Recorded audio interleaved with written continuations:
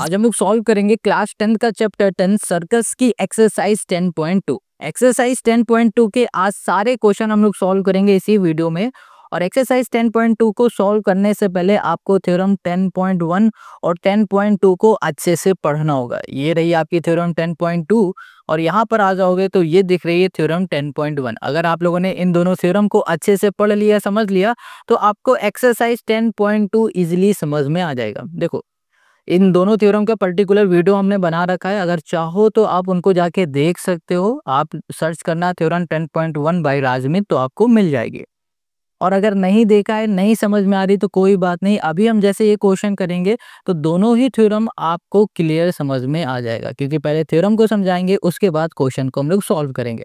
तो चलो, अब यहाँ पर जो क्वेश्चन नंबर 1 है ये कह रहा है from a point Q the length of the tangent to a circle is 24 centimetre and the distance of Q from the centre is 25 centimetre, the radius of the circle is. Question कह रहा है कि एक आपके पास circle है और circle में से एक टेंजेंट जा रही है और जो टेंजेंट है उस टेंजेंट की डिस्टेंस है 24 सेंटीमीटर या फिर लेंथ बोल दो। और कह रहा है सर्कल के सेंटर से एक जो लाइन जा रही है टेंजेंट को Q पॉइंट में टच कर रही है, उसकी जो लेंथ है वो 25 सेंटीमीटर है। तो क्वेश्चन कह रहा है जो रेडियस है ना वो कितनी होगी, 7 सेंटीमीटर होगी, 12 होगी, 24.5 होगी या 15 सेंटीमीटर होगी, इनमें से क्या होगा, ये क्वेश्चन हमसे पूछ रहा है। अब इस क्वेश्चन को कैसे सॉल्व करेंगे चलो देखते हैं। देखो, यहाँ पर ना हमने सर्कल बना दिया है। अब इसको समझो, यहाँ पर क्वेश्चन ने क्या कहा है कि एक टेंजेंट है, तो चलो यहाँ पर एक टेंजेंट बना देते हैं। ये हो गई टेंजेंट, और जो हमारी टेंजेंट थी वो किस पॉइंट से बन रही थी, Q पॉइंट से बन रही थी, तो ये Q पॉइंट हो गया, ये हमारी टेंजेंट हो गई, और ये हो गया सर्कल का सेंटर। क्वेश्चन ने कहा है सर्कल के सेंटर से इस Q पॉइंट में एक लाइन जा रही है जिसकी डिस्टेंस है 25 सेंटीमीटर। ये 25 है, ये 24 है। क्वेश्चन कह रहा है कि ये जो रेडियस आपको दिख रही है, ये रेडियस आपको फाइंड करनी है। क्या करना है, फाइंड करना है। इसकी नेमिंग कर देते हैं, इसे O बोल देते हैं, इसे P बोल देते हैं, ठीक है। अब ये OQ हो गया, ये PQ हो गया, जो भी है यहाँ पर हमने लिख दिया। अब यहाँ पर आपको थ्योरम 10.1 को समझना होगा। थ्योरम 10.1 कहते हैं कि अगर सर्कल के सेंटर से जो हमारी रेडियस जा रही है, अगर ये रेडियस हमारी टेंजेंट को टच करेगी तो वो परपेंडिकुलर होगा, साथ में 90 डिग्री का एंगल बनाएगा। ये बात आपको समझ में आ गया। The radius is perpendicular to tangent. हमेशा यही आपको बात याद रखना है कि ये जो हमारी रेडियस है ये परपेंडिकुलर हो जाएगी टेंजेंट में। क्यों होगी, क्योंकि थ्योरम 10.1 हमें यही बताती है। ये बात समझ में आ गया। तो चलो यहाँ लिख देते हैं, वी नो डेट, हम जानते हैं, हम क्या जानते हैं, हम ये जानते हैं कि जो हमारी रेडियस है, द रेडियस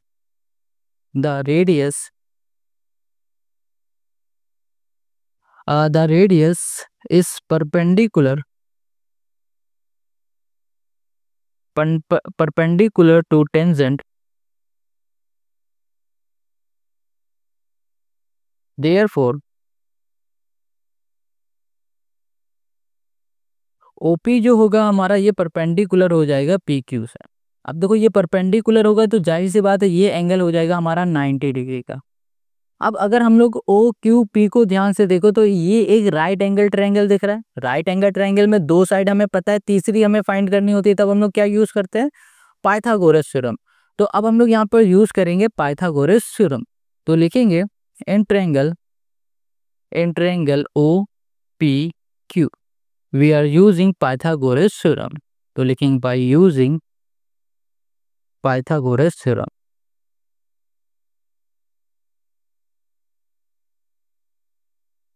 पाइथागोरस, ठीक है। इतनी बात क्लियर हो गई, समझ में आ रहा है ना, तो यहाँ थ्योरम भी लिख देते हैं।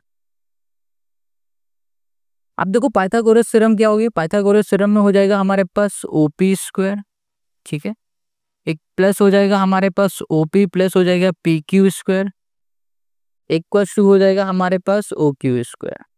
ये बात क्लियर हो गया। OP हमें नहीं पता तो OP को OP ऐसे ही लिख दो, और हमें यहाँ पर PQ पता है कितना है 24, तो ये हो गया 24 का स्क्वायर, इक्वल्स टू OQ हो जाएगा हमारे पास 25, ये हो गया 25 का स्क्वायर। इतनी बात क्लियर है। 25 का स्क्वायर क्या होता है, 25 का स्क्वायर होगा 500, सॉरी ये हो जाएगा हमारे पास 625 हो जाएगा, 625 हो गया, और 24 का स्क्वायर हो जाएगा 576, 576 हो जाएगा, प्लस ये हो जाएगा हमारे पास OP स्क्वायर। अब देखो ये प्लस किधर जाएगा, माइनस का 625 माइनस हो जाएगा 576, 6 हो जाएगा। यहाँ पर कितना आ जाएगा हमारे पास 49, कितना आ गया हमारे पास 49। ओपी स्क्वायर, स्क्वायर हटेगा, यहाँ पर क्या लग जाएगा, रूट लग जाएगा। इतनी बात क्लियर है। अब देखो 49 ये किसका स्क्वायर होता है, आप कहोगे 7 का, तो यहाँ पर हो जाएगा 7। तो हमें जो ओपी मिला है वो कितना मिल गया, 7 मिला। और 7 क्या है, हमारी रेडियस है। क्वेश्चन ने हमसे क्या फाइंड करने के लिए कहा था, क्वेश्चन ने हमसे कहा था रेडियस बताओ, तो हम लोग यहाँ पर रेडियस लिख देते हैं।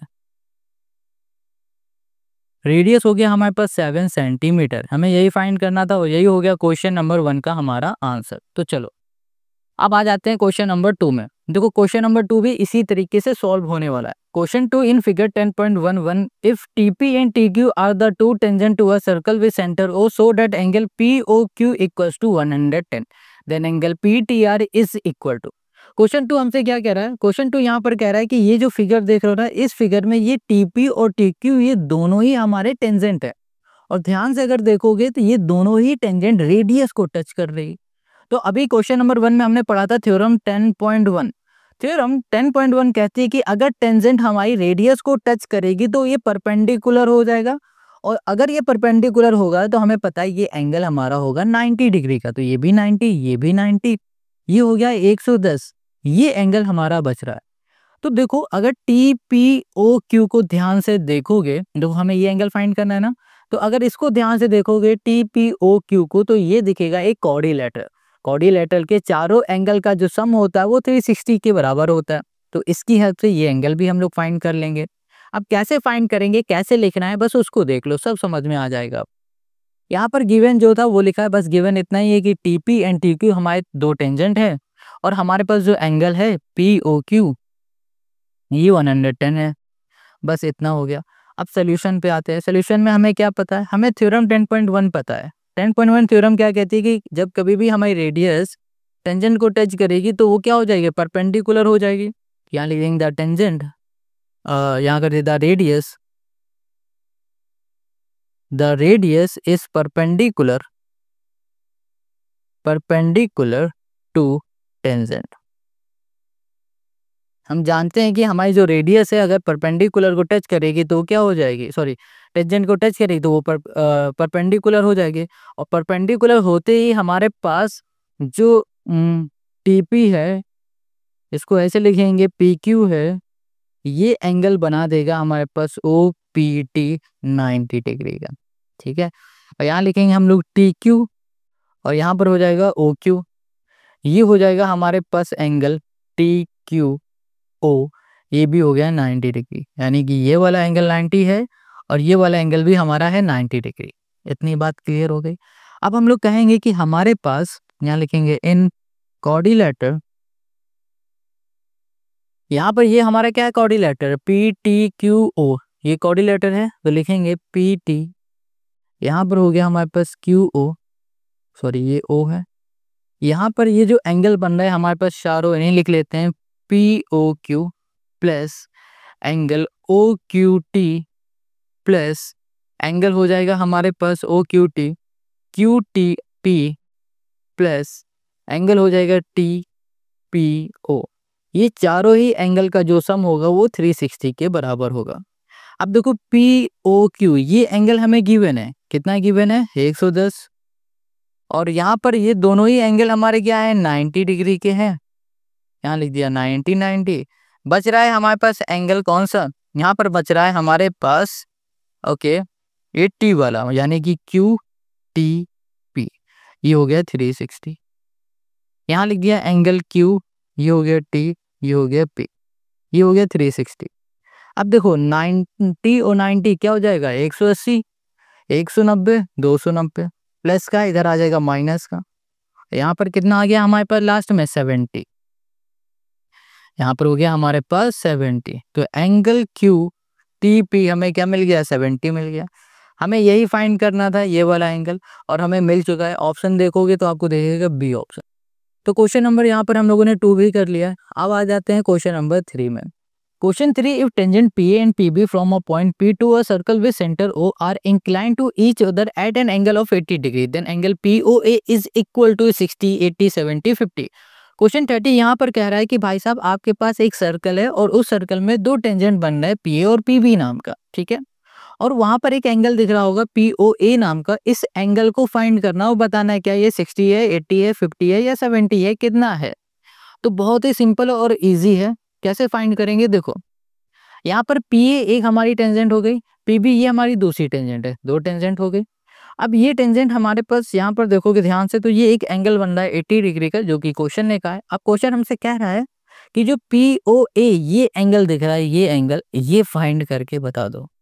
इस एंगल को कैसे फाइंड करेंगे, बहुत आसान है। देखो अगर हमें ये पूरा एंगल फाइंड करना होता तो हम लोग यहाँ पर AOBP को क्वाड्रिलेटरल बोल देते हो, क्वाड्रिलेटरल की हेल्प से सॉल्व कर लेते हैं। बट हमें ये आधा फाइंड करना है, कैसे करेंगे अभी सब समझ में आएगा।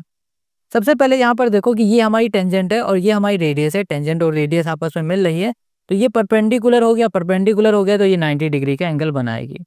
ये भी हमारा 90 डिग्री का एंगल बनाएगा, क्योंकि ये भी टेंजेंट है और ये भी हमारी क्या है, रेडियस है। टेंजेंट रेडियस को टच करेगा, 90 डिग्री का एंगल बनेगा। अब ये भी 90 है, ये भी 90 है, ये 80 है, तो इस सब की हेल्प से ये वाला एंगल हम लोग निकाल सकते हैं।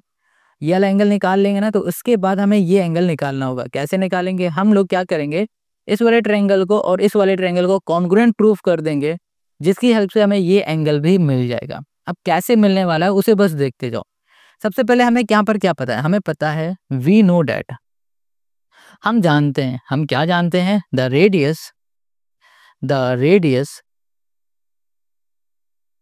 Is perpendicular to tangent. देखो हमारी जो रेडियस है ना वो परपेंडिकुलर होगी कहाँ पर, टेंजेंट पे, ठीक है, क्योंकि थ्योरम 10.1 हमारी यही कहती है। तो हम लोग बोल सकते हैं OB परपेंडिकुलर BP, OB यहाँ बोल दिया परपेंडिकुलर है PB के, और इसी तरीके से हम लोग बोलेंगे OA ये परपेंडिकुलर है, OA ये परपेंडिकुलर है हमारा AP के। ये बात क्लियर हो गई। अब हम लोग बोलेंगे कि भैया ये परपेंडिकुलर है तो एंगल PBO ये 90 डिग्री है, और हमारे पास एंगल PAO ये भी है हमारे पास 90 डिग्री। ये बात क्लियर समझ में आ गई। अब हम लोग क्या करेंगे कि ये जो ट्रायंगल दिख रहा है, ये जो ट्रायंगल दिख रहा है, इन दोनों ट्रायंगल को लेंगे और कॉन्ग्रुएंट प्रूफ करेंगे। क्या करेंगे, इन ट्रायंगल PBO एंड हमने यहाँ कर दिया ट्रायंगल, ये हो गया हमारे पास AOP। ये दोनों ट्रायंगल ले लिए। कॉन्ग्रुएंट कैसे प्रूफ करेंगे, सबसे पहले हमने देखा कि ये हमारी क्या है, एक टेंजेंट है, ये भी हमारे पास क्या है, टेंजेंट है।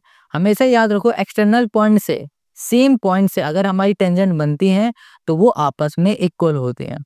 फिर से एक्सटर्नल पॉइंट से हमारी कोई टेंजेंट बन रही है, एक ही पॉइंट से अगर टेंजेंट बन रही है तो हम वो टेंजेंट आपस में इक्वल होंगी, उनके लेंथ आपस में इक्वल होंगे। तो हम लोग यहाँ पर बोलेंगे PB इक्वल्स टू हो जाएगा हमारे पास PA, और रीजन देना पड़ेगा tangent drawn from same external point. External ये हो गया हमारे पास पॉइंट। इतनी बात क्लियर समझ में आ गई, ठीक है। तो PB इक्वल टू हो गया हमारे पास PA। अब एक चीज देखो, यहाँ पर देखो PO जो दिख रहा है ना, ये क्या है, कॉमन है साइड। अगर इस ट्रायंगल की बात करोगे उसमें भी PO आएगा, इस ट्रायंगल की बात करोगे इसमें भी PO आएगा। तो हमने लिख दिया PO इक्वल टू PO, ये क्या है, कॉमन है। क्या हो गया हमारे पास, कॉमन हो गया। अब यहाँ पर अगर हम लोग ध्यान से देखें तो OB ये बराबर हो जाएगा OA के, क्यों, क्योंकि ये दोनों ही रेडियस है, रेडियस हमारी तो आपस में इक्वल ही होंगी, तो OB इक्वल टू OA हो गया। ये क्या हो जाएंगे हमारे पास, रेडियस हो गई। इतनी बात क्लियर हो गई। तो हमने क्या देखा, साइड साइड साइड से दोनों ही ट्रायंगल हमारे कॉन्ग्रुएंट हो गए। तो हम लोग बोल सकते हैं ट्रायंगल PBO यहाँ पर ये कॉन्ग्रुएंट हो चुका है ट्रायंगल AOP के, और यहाँ पर लिख देते हैं साइड साइड साइड। इतनी बात क्लियर हो गई।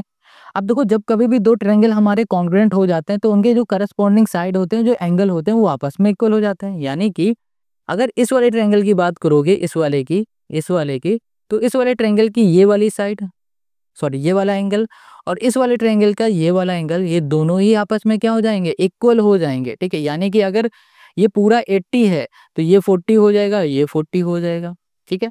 और अभी देखो ये वाला एंगल हमारा 90 है, ये भी 90 है, क्योंकि ये दोनों ही क्या हो गई, करस्पॉन्डिंग साइड। हमेशा याद रखो जब कभी भी दो ट्रायंगल आपस में कॉन्ग्रुएंट प्रूफ होते हैं तो उनकी करस्पॉन्डिंग साइड और करस्पॉन्डिंग एंगल आपस में इक्वल हो जाते हैं।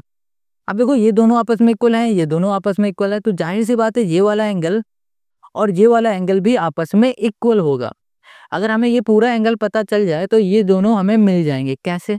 अभी देखो, अब बात आती है कि मिलेगा कैसे।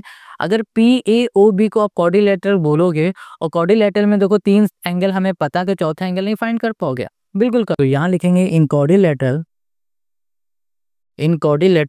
PAOB, ये हो गया।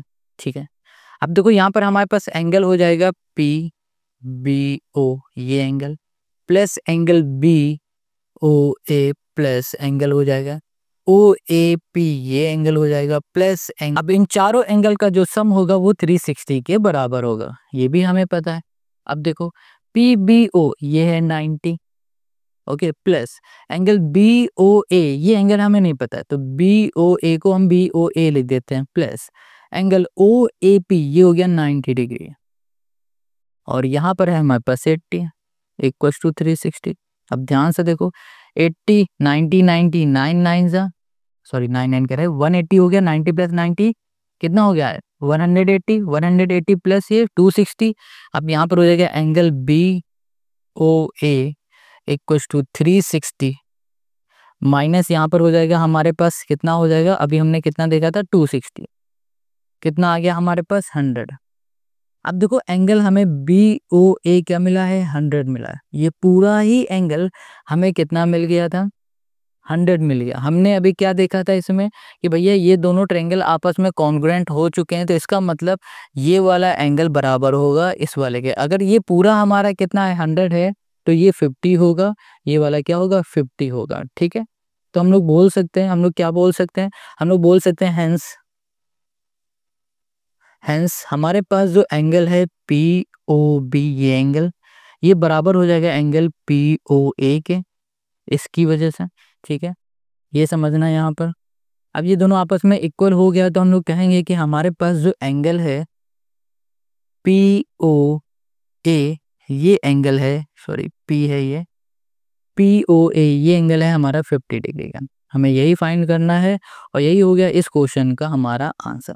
ठीक है, पूरा एंगल हमें मिला है 100, ये एंगल आपस में इक्वल है क्योंकि हमने यहाँ पर इसे कॉन्ग्रुएंट प्रूफ किया, इक्वल है, तो इसका मतलब यही हो रहा है ना कि अगर ये पूरा 100 है तो इसका आधा 50 और ये 50 होंगे, तो ये वाला एंगल हमें फाइंड करना था, हमने यहाँ पर फाइंड कर लिया। यही हो गया क्वेश्चन नंबर 3 का हमारा आंसर। अब आते हैं हम लोग नेक्स्ट क्वेश्चन पर। Question 4, prove that the tangent drawn at the end of a diameter of a circle are parallel. Question 4 यहाँ पर कह रहा है हमसे कि जनाब आपके पास एक सर्कल है और उस सर्कल में एक डायमीटर बना हुआ है और उसके डायमीटर के दोनों एंड पॉइंट में हमारे पास टेंजेंट बनी हुई है और उन टेंजेंट को आप पैरेलल प्रूफ करके दिखा दो। क्वेश्चन 4 समझ में आया? ये सर्कल हो गया, ये डायामीटर हो गया, डायामीटर का एंड पॉइंट ये है, एक एंड पॉइंट ये है, इस एंड पॉइंट में एक ये टेंजेंट हो गई, दूसरी ये टेंजेंट हो गई, ये दोनों ही टेंजेंट को आपस में हमें पैरेलल प्रूफ करके दिखाना। ये बात समझ में आ गई? कैसे प्रूफ करेंगे? बहुत सिंपल है। अगर ये डायमीटर है पूरी तो ये हमारा सर्कल का सेंटर है, सर्कल के सेंटर से इस पॉइंट को देखोगे तो ये क्या दिख रही है OA, रेडियस है, ये OB हमारी दूसरी रेडियस है। रेडियस हमारी टेंजेंट को टच करेगा तो परपेंडिकुलर बनेगा। क्या बनेगा? परपेंडिकुलर बनेगा। परपेंडिकुलर बनेगा तो 90 डिग्री का एंगल भी बनेगा, 90 डिग्री का एंगल भी बनेगा। अब देखो यहाँ भी वही काम हो रहा है, ये भी रेडियस है, ये टेंजेंट है, रेडियस टेंजेंट को टच कर रही है तो 90 डिग्री का एंगल बना रही है। ठीक है, अगर हम लोग FBO इसको देखेंगे, इस एंगल को, और हम लोग DAO इस एंगल को देखेंगे तो ये दोनों ही एंगल कैसे दिख रहे हैं हमें? अल्टरनेट एंगल दिख रहे हैं। और हमें एक बात यहाँ पर याद आ रही है, टिगर कर रही है दिमाग में, अल्टरनेट एंगल आपस में इक्वल होते हैं। कब इक्वल होते हैं? जब पैरेलल लाइन में बन रहे होते हैं। यानी कि हमने यहाँ पर ये देखा कि ये अल्टरनेट एंगल आपस में इक्वल हैं, या फिर अगर इस एंगल को देखोगे और इस एंगल को देखोगे ये भी अल्टरनेट एंगल हैं, ये भी आपस में इक्वल हैं, तो हमने यहाँ पर ये पाया कि अल्टरनेट एंगल उसी पॉइंट में इक्वल होंगे जब हमारी पैरेलल लाइन होगी। इस वजह से हम लोग बोल देंगे FE पैरेलल है CD के। समझ में आ गया? नहीं आया कोई बात नहीं, करेंगे सब कुछ समझ में आएगा। तो चलो सोल्यूशन पे आ जाओ। देखो गिवन नाम की कोई चीज़ है नहीं इसमें, तो गिवन लिखा नहीं। सोल्यूशन में आना है। सबसे पहले हमें पता क्या है? हम लोग कहेंगे हमें पता है भाई, क्या पता है? हमें तो सब कुछ पता है। हमें ये पता है कि जो हमारी रेडियस है, द रेडियस द रेडियस हमारी क्या है? Is parallel, sorry perpendicular to tangent. इतनी बात क्लियर हो गई। अब देखना ध्यान से कि भैया ये हमारी रेडियस है, ये हमारा टेंजेंट है, तो क्या होगा? परपेंडिकुलर होगा। परपेंडिकुलर होगा तो हम लोग बोलेंगे कि हमारे पास जो ये OB है, ये परपेंडिकुलर है किसके? FE के। ठीक है। इसी तरीके से OA है, ये भी हमारा परपेंडिकुलर है किस तरीके से? CD से। ये बात क्लियर हो गई। अब परपेंडिकुलर है तो हमें पता है कि भैया FBO ये 90 डिग्री का एंगल होगा। ठीक है। और इसके इस साइड वाला ये वाला एंगल EBO ये भी हमारा 90 होगा। ये दोनों 90 हो गए। और इसी तरीके से इधर आ जाओ, एंगल CAO ये भी हमारा 90 होगा। और इसी तरीके से एंगल OAD ये भी हमारा 90 होगा। ठीक है। ये सारे हमारे क्या हो गए? 90 हो गए। अब हमें क्या करना है? देखो अब ये 90 हो गए तो हमने अभी यहाँ पर नोटिस क्या किया कि ये वाला एंगल इस वाले एंगल के क्या है? अल्टरनेट है। तो हम लोग लिख सकते हैं एंगल FBO ये एंगल बराबर है किस वाले एंगल के? OAD के। क्यों इक्वल है? क्योंकि ये अल्टरनेट एंगल है। अल्टरनेट एंगल हो गया। और इसी तरीके से हमने बोल दिया कि हमारे पास E यहाँ पर हो गया BO, ये बराबर हो जाएगा किस एंगल के? ये हो जाएगा OAC के। और रीजन क्या हो जाएगा? Alternate angle. ये बात क्लियर आपको समझ में आ गई? ये दोनों भी हमारे क्या हो गए? अल्टरनेट एंगल हो गए। अब हमें पता है कि अल्टरनेट एंगल इक्वल तभी होते हैं जब हमारी पैरेलल लाइन होती है। तो हम लोग बोल सकते हैं सो अल्टरनेट एंगल्स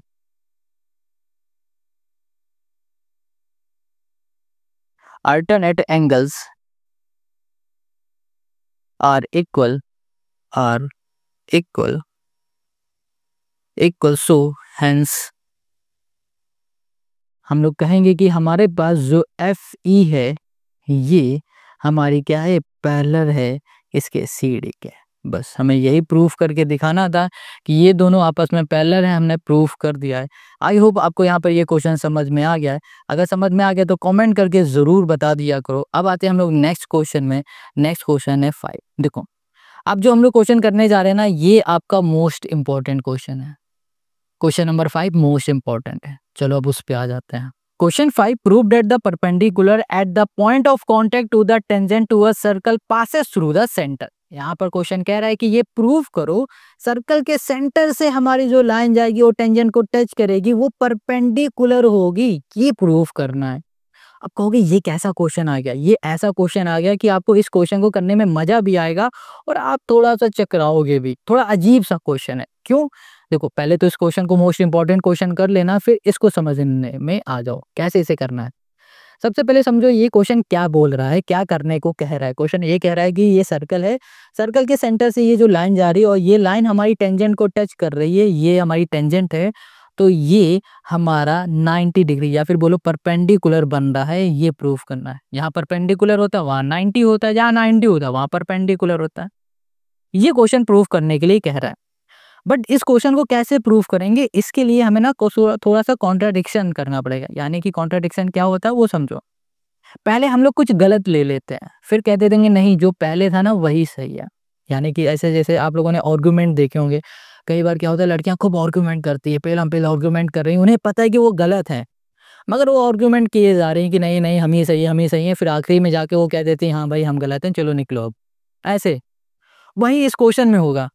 पहले हम थोड़ा एज्यूम करेंगे गलत, फिर थोड़ा सॉल्व करेंगे, फिर कहेंगे अरे हम तो गलत थे, हमारा कॉन्ट्रडिक्शन गलत हो गया, हमने जो एज्यूम किया वो गलत हो गया, तुम ही सही हो, यही तुम्हारा आंसर है।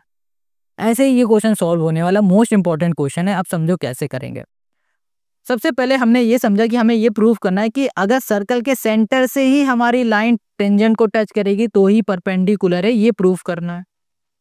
अब ये प्रूव करने के लिए हम कह देंगे कि भैया नहीं, ऐसा तो नहीं हो सकता, हमारे अंदर एक अलग सी चुल है। कहेंगे सर्कल के किसी भी एक पॉइंट से अगर लाइन जाएगी और टेंजेंट को टच करेगी तब भी 90 डिग्री हो जाएगा, ये हम कह देंगे। अच्छा, तुमने कह दिया तो क्या सही हो गया? नहीं, तो इसे प्रूफ करके बताओ। तो चलो अब हम प्रूफ करते हैं। सबसे पहले हमें याद आ गया थ्योरम 10.1। थ्योरम 10.1 कहती है कि अगर रेडियस टेंजेंट को टच करेगी तो 90 डिग्री का एंगल बनेगा, यानी कि परपेंडिकुलर हो जाएगा। तो उसी को लिखते हैं। हमने लिखा, इसका नाम रख दिया हमने पी, पोपट, और यहाँ पर एम मेरा होने वाला है, जो कि क्योंकि हम गलत एज्यूम करने वाले हैं। यहाँ पर सबसे पहले हमने थ्योरम को याद किया। वो थ्योरम कहती है ओ पी एम, जो ये एंगल है वो 90 डिग्री का होगा। Sorry, O P B, M नहीं बी, ओ पी बी, ये थ्योरम के अकॉर्डिंग ये 90 डिग्री है। अब कहोगे 90 डिग्री क्यों है? क्योंकि थ्योरम कहती है कि रेडियस टेंजेंट को टच करेगी। ये क्या है? हमारी टेंजेंट टेंजेंट को टच करेगी तो परपेंडिकुलर होगा, 90 डिग्री का एंगल हो गया, तो ये 90 डिग्री एंगल हो गया। थ्योरम लिख देते हैं। थ्योरम हो जाएगी हमारे पास कौन सी? ये 10.1। ठीक है, 10.1। आप यहाँ पर पूरी थ्योरम लिखना। अगर आपने 10.1 लेके चले आए ना तो क्वेश्चन 5 की जगह में 1 ही या 2 मिलने वाला है। सॉरी, मार्क्स 1 ही 2 मार्क्स मिलेंगे। थ्योरम लिखने के मार्क्स मिलते भी हैं, ना लिखने के कटते भी हैं। अब चलो यहाँ पर हमने लिख दिया थ्योरम के अकॉर्डिंग, बट हमने यहाँ पर क्या किया था? हमने यहाँ पर माना था, लेट किया था। हमने यहाँ पर क्या लेट किया था? हमने यहाँ पर ये लेट किया था कि जो हमारे पास पी एम है ये परपेंडिकुलर है किससे? ये परपेंडिकुलर है ए बी से। ये हमने लेट कर लिया था कि पी एम है ये परपेंडिकुलर है ए बी से। ठीक है, और हमने ये भी कहा था कि भैया जरूरी नहीं है कि हमारा जो ये पॉइंट एम है ये सर्कल के सेंटर से हो, कहीं से भी हो। ठीक है, चलो तो यहाँ लिख देंगे not passing through O, through point O. इतनी बात क्लियर समझ में आ गई आपको? चलो अब देखो यहाँ पर, अगर ये हमारा क्या कहते हैं, ये परपेंडिकुलर है तो जाहिर सी बात है ये 90 डिग्री का एंगल भी बना रहा होगा। तो एंगल एम पी बी ये भी हमारा क्या हो जाएगा? 90 डिग्री होगा। अब यहाँ से ना थोड़ा सा दिमाग सटक रहा है मेरा। अब सटक कैसे रहा है समझना। अगर ये पूरा पार्ट, ये बड़ा वाला पार्ट 90 डिग्री है तो इसी का कोई एक पार्ट भी 90 डिग्री कैसे हो सकता है? अब दिमाग में थोड़ा सा हमारे चिल मच रही है कि कैसे हो सकता है, ये पॉसिबल कैसे हो सकता है कि अगर इस पूरी की लेंथ अगर 10 सेंटीमीटर है तो इतने पार्ट की लेंथ 10 कैसे हो सकती है? वैसे ही अगर ये पूरा 90 है तो यहाँ से हमने बीच से एक लाइन खींच दी और बोल दिया ये 90 है, ये कैसे हो सकता है? ये क्या पॉसिबल है? नहीं पॉसिबल है। तो हमने यहाँ पर देखा कि भैया हमारी आंखें खुल चुकी हैं और हमने देखा कि ये दोनों 90 नहीं हो सकते हैं, यानी कि हमने जो एज्यूम किया है वो हमारा गलत है। हमारा कॉन्ट्राडिक्शन ये गलत हो गया कि हमने इसे 90 बोला। पहले लिखते हैं फिर आगे समझते हैं। फिर लिखेंगे फ्रॉम फर्स्ट एंड यहाँ कर दिया हमने सेकेंड। ठीक है, एंगल हमने यहाँ कर दिया ओ पी बी, ये बराबर है एंगल एम पी बी के। फिर हम यहाँ लिखेंगे which is not possible as a part can not be, can यहाँ पर हो गया not be equal to whole, equal, ठीक है, टू होल। इतनी बात क्लियर हो गई। अब देखो तो हम लोग बोल सकते हैं इट्स कॉन्ट्राडिक्ट्स आवर, यहाँ पर हो जाएगा रॉन्ग। ठीक है, अब ये हमारा जो कॉन्ट्राडिक्शन है ये गलत हो गया है, हम गलत साबित हो चुके हैं। तो हम लोग लिखेंगे हेंस यहाँ पर हो जाएगा द परपेंडिकुलर एट द यहाँ पर हो गया हमारे पास point of contact to the tangent to a circle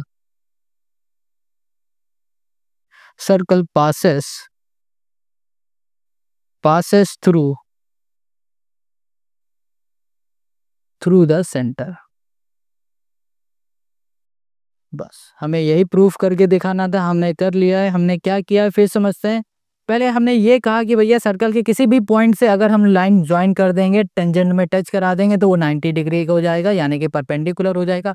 but बाद में हमारा दिमाग घूमा, फिर हमने कहा नहीं ये तो गलत हो सकता है, तो जो पहले सही था वही सही रहेगा, और यही हो जाएगा इस क्वेश्चन का हमारा सोल्यूशन। आई होप ये क्वेश्चन आपको समझ में आ गया। ये इंपॉर्टेंट क्वेश्चन है। अब आ जाओ नेक्स्ट क्वेश्चन पर। Question 6. The length of a tangent from a point A at distance 5 cm from the center of the circle is 4 cm. Find the radius of the circle. ये question 1 और 2 की तरह है। यहाँ पर क्वेश्चन 6 कह रहा है कि जनाब एक सर्कल है, उसके सेंटर से एक रेडियस जा रही है, उसको आपको फाइंड करना। ठीक है, क्वेश्चन ने बताया कि ए पॉइंट से एक हमारी टेंजेंट बन रही जो कि है 5 सेंटीमीटर की, और हमारे पास सर्कल के सेंटर से ए पॉइंट को जो लाइन टच कर रही है उसकी जो डिस्टेंस है वो है 4 सेंटीमीटर का। आपको रेडियस फाइंड कर लेना है। कैसे रेडियस को हम लोग फाइंड करेंगे, चलो देखते हैं। बहुत ईजी और सिंपल ये क्वेश्चन है। क्वेश्चन 1 और 2 अगर समझ में आ गया होगा तो ये भी आप खुद से कर लोगे। यहाँ पर जो गिवन था वो लिख लेते हैं। ठीक है, 5 हो गया, ओ ए बी हो गया हमारे पास 4। हमसे कहा जा रहा है रेडियस फाइंड कर लो। देखो हमें फिर से पता है कि भैया रेडियस अगर टेंजेंट को टच करेगी तो 90 डिग्री का एंगल बना देगी। 90 डिग्री का एंगल बनाएगी तो इसका मतलब ये हो रहा है, ये हो गया एक right angle triangle. Right angle triangle की दो साइड हमें पता है, हमें तीसरी साइड फाइंड करनी है, तो पाइथागोरस थ्योरम लगा देंगे। तो इसको कैसे करेंगे वो देखो पहले। तो यहाँ पर हम लोग क्या करेंगे, हम लोग सबसे पहले देख रहे हैं कि हमें पता है क्या, जब रेडियस क्या है, परपेंडिकुलर है टू द टेंजेंट। तो यहाँ लिखेंगे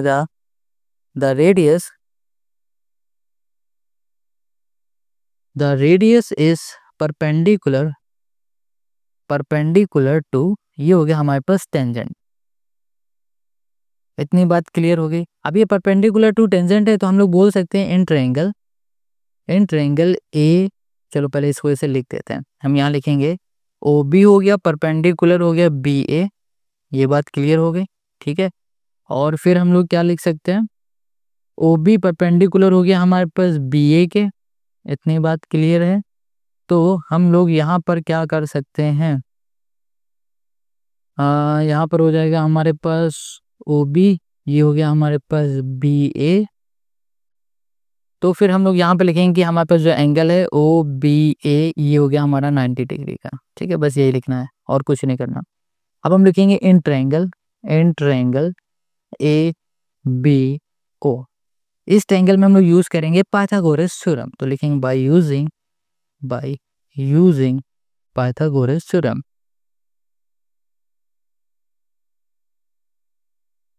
पाइथागोरस, ठीक है, अब ध्यान से समझो।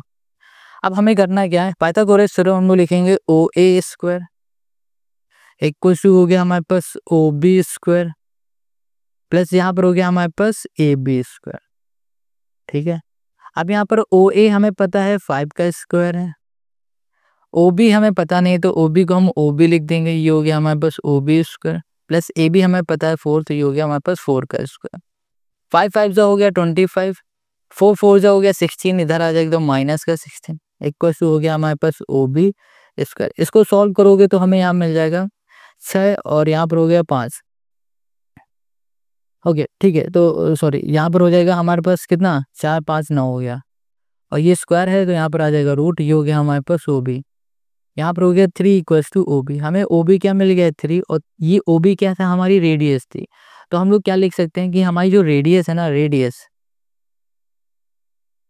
रेडियस है हमारे पास वो 3 सेंटीमीटर हो गया। बस हमें यही फाइंड करना था। यही हो गया क्वेश्चन नंबर 6 का हमारा आंसर। अब आते हैं क्वेश्चन नंबर 7 पर। Question 7 two concentric circle are of radii 5 centimetre and 3 centimetre. Find the length of the chord of the larger circle which touch the smaller circle. देखो ये क्वेश्चन बहुत ही easy है, ध्यान समझना। यहाँ पर क्या कह रहा है, एक दो आपके पास ऐसे सर्कल हैं जिसका सेंटर सेम है। कोसेंट्रिक सर्कल का मतलब ये होता है ऐसे दो सर्कल जिनका सेंटर सेम हो। ठीक है, कह रहा है आपके पास ऐसे दो सर्कल हैं जिनका सेंटर सेम है और उनकी रेडियाई है 5 सेंटीमीटर की और दूसरे की है 3 सेंटीमीटर। जाहिर सी बात है बड़े वाले सर्कल की बड़ी रेडियाई होगी, छोटे वाले सर्कल की छोटी होगी। कह रहा find the length of the chord of the larger circle which touch the smaller circle. देखो कह रहा आपको एक कॉर्ड की लेंथ फाइंड करनी है जो कि लार्जर सर्कल में देखोगे तो कॉर्ड दिखेगी और वही कॉर्ड स्मॉलर सर्कल को टच कर रही होगी। अब इसके फिगर को देखोगे तो क्वेश्चन समझ में आ जाएगा आपको। क्वेश्चन देखो 7 की फिगर को, एक ये छोटा सर्कल दिख रहा है, इसका भी सेंटर यही है, ये बड़ा सर्कल दिख रहा है, इसका भी सेंटर यही है, यानी कि ऐसे दो सर्कल जिनका सेंटर सेम होगा उन्हें हम लोग बोलेंगे कोसेंट्रिक सर्कल। Got it.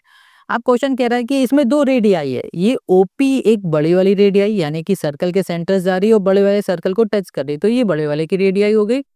और यहाँ पर ओ ए ये छोटी वाली रेडियाई है, ठीक है, ये ओपी हो गया, ये ओ ए हो गया। ये बात आपको समझ में आ गई। अब क्वेश्चन कह रहा है कि ये बड़ा वाला जो सर्कल दिख रहा है इसमें एक कॉर्ड बन रहा है, ये पी क्यू सॉरी, इस कॉर्ड को फाइंड करना है हमें। अगर इसको ध्यान से देखोगे तो ये कॉर्ड बड़े वाले सर्कल के लिए तो कॉर्ड है, बट अगर छोटे वाले सर्कल की बात करें तो ये हमें टेंजेंट दिख रही है, क्योंकि सर्कल के एक पॉइंट से हमारी लाइन बन टच करती है बाहर की तरफ से, तो उसे हम लोग टेंजेंट कहते हैं। तो छोटे वाले सर्कल में ये लाइन टच कर रही है बाहर की तरफ से, तो ये क्या है, इसके लिए टेंजेंट है, और बड़े वाले के लिए कॉर्ड है। ये बात समझ में आ गई।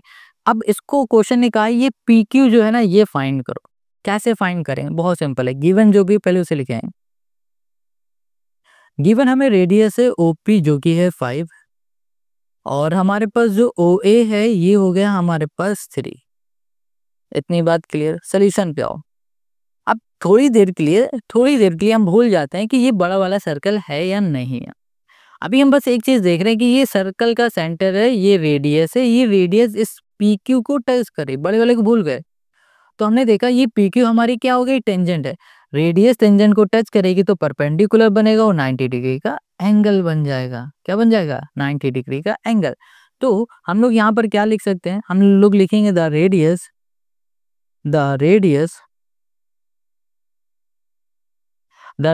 Is perpendicular to tangent so we can say that OA perpendicular to PQ। बस अब ये परपेंडिकुलर है तो हमें पता चल गया OAP ये हो गया हमारा कितना, 90 डिग्री का। अब देखो ये 90 डिग्री का हो गया, ये 90 डिग्री का हो गया।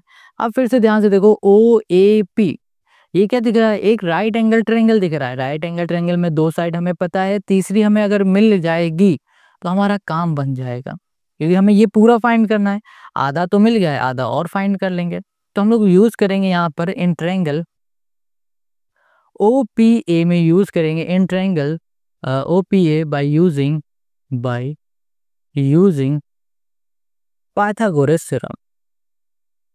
क्या यूज करेंगे, पाइथागोरस थ्योरम। ये बात क्लियर है। तो यहाँ लिखेंगे हम लोग OP स्क्वायर इक्वल टू हो गया OA square plus PA square. ये बात क्लियर हो गई।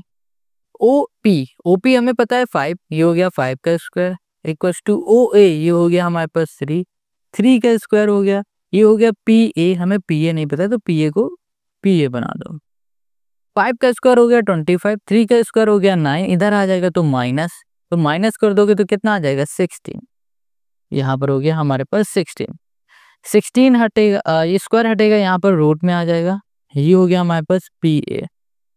यहाँ पर हो जाएगा हमारे पास 4 और यहाँ पर हो गया PA। हमें यहाँ पर PA मिल चुका है 4, यानी कि ये वाली साइड 4 मिल गई। अब ये कैसे फाइंड करें, ये फाइंड करना बड़ी समस्या लग रहा होगा, बहुत सिंपल है। देखो जो परपेंडिकुलर होता है ना, ये देखो ये परपेंडिकुलर हो गया था, हमने अभी देखा था। ये जो परपेंडिकुलर है, अब बड़े वाले सर्कल के अकॉर्डिंग हम लोग देखेंगे तो ये हमारे लिए क्या है, कॉर्ड है। तो परपेंडिकुलर जब कभी भी कॉर्ड में बनती है तो वो क्या करेगा, इक्वल पार्ट में इस कॉर्ड को बाइसेक्ट कर देता। इक्वल का पार्ट में इसको क्या करेगा, इस लाइन को बाइसेक्ट कर देगा, यानी कि PA बराबर हो जाएगा AQ के। ठीक है, तो यहाँ पर क्या लिख सकते हैं, हम लोग लिख सकते हैं कि जो PA है ये बराबर हो जाएगा AQ की। रीजन क्या होगा, रीजन तो देना पड़ेगा, तो लिखेंगे perpendicular from the centre from the ये हो गया हमारे पास सेंटर बाइसेक्ट द ये हो गया हमारे पास कॉर्ड। इतनी बात क्लियर समझ में आ गई। तो हम लोग यहाँ पर क्या बोल सकते हैं, अगर ये PA हमारा 4 है तो AQ भी क्या होगा, 4 होगा। तो लिख देंगे PA equals to A Q, दोनों ही हो गए हमारे पास 4। ठीक है, तो हमें पूरा पी क्यू फाइंड करना था, तो हमारा पी क्यू क्या हो जाएगा, पी क्यू हो जाएगा P A plus A Q equals to हो जाएगा 4 प्लस 4 इक्वल्स टू हो गया 8 सेंटीमीटर। ठीक है, सेंटीमीटर में दिया तो ये सेंटीमीटर में ही हो गया हमारा, और यही हो गया क्वेश्चन नंबर 7 का हमारा आंसर। समझ में आ गया है ना, सिंपल इजी। अब आते हैं क्वेश्चन नंबर 8 में। Question 8, a quadrilateral ABCD is drawn to circumscribe a circle, prove that AB plus CD equals to AD plus BC। यहाँ पर जो क्वेश्चन 8 है ये कह रहा है कि एक हमारे पास क्वाड्रिलेटर है और इस क्वाड्रिलेटर के अंदर एक सर्कल बन रहा है। ठीक है, तो यहाँ पर आप प्रूफ करके बताओ कि AB प्लस CD बराबर है AD प्लस BC के। कैसे प्रूफ करेंगे, बहुत ईजी है। देखो यहाँ पर अगर ध्यान से देखोगे कि जो ये सर्कल है और जो ये क्वाड्रिलेटर, ये एक एक पॉइंट में कहीं कहीं टच हो रहा है, इस पॉइंट में टच है, यहाँ पर टच है, यहाँ पर टच है, यहाँ पर टच है। अब कह रहा है ये हमें प्रूफ करो। इसको प्रूफ करने के लिए आपको याद करना पड़ेगा थ्योरम एक्सटर्नल पॉइंट वाली, जो कि कहती है कि अगर सेम पॉइंट से एक्सटर्नल से हमारी टेंजेंट बनती है तो वो आपस में इक्वल होती है। बात समझ में आए? ये डी हमारा एक्सटर्नल पॉइंट है, मतलब बाहर की तरफ पॉइंट बन रहा है, ये एक्सटर्नल हो गया, अंदर होता तो इंटरनल हो जाता। ये एक्सटर्नल पॉइंट है, इससे हमारी टेंजेंट बन रही है, डी आर हमारी क्या है, टेंजेंट है, आर सी हमारी क्या है, टेंजेंट है, डी सी ये पूरी क्या है, ये भी टेंजेंट है। बट हम पॉइंट टू पॉइंट की बात कर रहे हैं, डी आर हमारी टेंजेंट है और डी एस ये भी हमारी टेंजेंट है। तो हमने क्या देखा कि ये जो एक्सटर्नल पॉइंट है, इस एक्सटर्नल पॉइंट से हमारी जो टेंजेंट बनेगी ये आपस में इक्वल होगी, यानी कि डी आर बराबर होगी डी एस के। वैसे ये एक्सटर्नल पॉइंट है, ये भी आपस में इक्वल हो जाएंगे टेंजेंट। वैसे ये भी एक्सटर्नल पॉइंट है, ये भी आपस में इक्वल हो जाएगा, और ये भी एक्सटर्नल पॉइंट है, तो ये भी टेंजेंट आपस में इक्वल हो जाएंगे। अब इसी की हेल्प से ये क्वेश्चन हम लोग सॉल्व कर लेंगे। देखो कैसे, यहाँ पर हमने पहले थ्योरम लिख दी कि हमें पता है कि the tangent drawn from external same external point are equal, ये हमने लिख दिया है पहले से। ठीक है, यहाँ पर कुछ गिवन नहीं था तो गिवन नहीं लिखा है, जो भी प्रूफ करना है उसे हम लोग प्रूफ कर लेंगे। अब हमें पता है ये एक्सटर्नल पॉइंट्स है तो ये दोनों टेंजेंट आपस में इक्वल होंगी, तो हम लोग यहाँ पर लिख सकते हैं कि जो डी आर है ये बराबर हो जाएगी किसके, डी एस के। ठीक है, और ऐसे ही हम लोग लिख सकते हैं सी आर है, ये बराबर हो जाएगा सी क्यू के। यहाँ पर हमारे पास बी पी है, ये बराबर हो जाएगा बी क्यू से। यहाँ पर हो जाएगा ए पी है, ये भी इक्वल हो जाएगा हमारे पास ए एस से। इतनी बात क्लियर है? यहाँ पर आ जाओ, यहाँ पर हो जाएगा टेंजेंट ड्रॉन फ्रॉम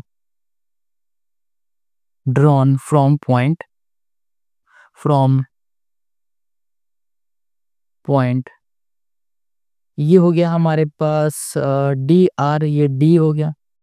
और इसी तरीके से सब में लिख दो, इसमें भी लिख देंगे, इसमें भी लिख देंगे, और इस वाले में भी लिख देंगे, जगह नहीं है। ये हमारा किस पॉइंट से बन रही है, देखो सी आर है, ये है हमारे पास सी क्यू। देखो सी आर हो गया, सी क्यू ये हो गया एक्सटर्नल पॉइंट सी, यहाँ पर सी लिख दिया, सब कुछ भाई। टेंजेंट ड्रॉन फ्रॉम पॉइंट, यहाँ पर हो जाएगा हमारे पास बी, ये हो जाएगा हमारे पास ए। ये बात क्लियर हो गई।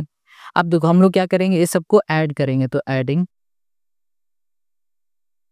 हम लोग किसे ऐड करेंगे, हम लोग इस फर्स्ट वाले को ऐड करेंगे, सेकंड वाले को ऐड करेंगे, और ये थर्ड वाले को भी हम लोग ऐड करेंगे। ठीक है, हमें लगता है कुछ छूट रहा है क्या, पहला दूसरा, अच्छा दूसरा ये है, तीसरा ये है, चौथा हमारे पास सी हो गया।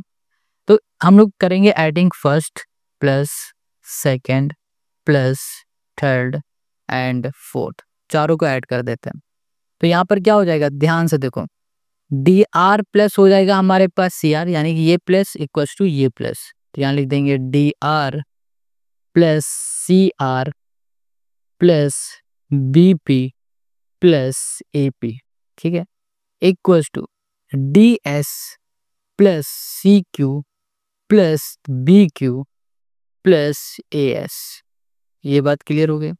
D R plus C R देखो, अच्छा डी आर, ये डी आर है, ये आर सी है। ठीक है, या फिर बोलो सी आर है, ये इन दोनों को ऐड करो तो क्या बन जाएगा, डी सी बन जाएगा। हमने यहाँ पर डी सी लिख दिया, प्लस ये हो गया हमारे पास बी पी और ए पी। देखो बी पी कहाँ है, बी पी ये है, ए पी ये है, इन दोनों पूरे को ऐड करो क्या बनेगा, ए बी बन जाएगा, ये हो गया ए पी। इसी तरीके से इधर आ जाओ, डी एस और सी क्यू, यहाँ पर हमारे पास डी एस और प्लस सी क्यू नहीं बनेगा, डी एस और ऐसे DS ये है, ऐसे ही है, इन दोनों को हम लोग ऐड करेंगे तो बनेगा DA, और फिर इन दोनों को हम लोग ऐड करेंगे CQ और BQ को, तो ये बनेगा BC। बस हमें यही प्रूफ करके दिखाना था और हमने यहाँ पर ये प्रूफ कर लिया है, और यही हो गया क्वेश्चन नंबर 8 का हमारा आंसर।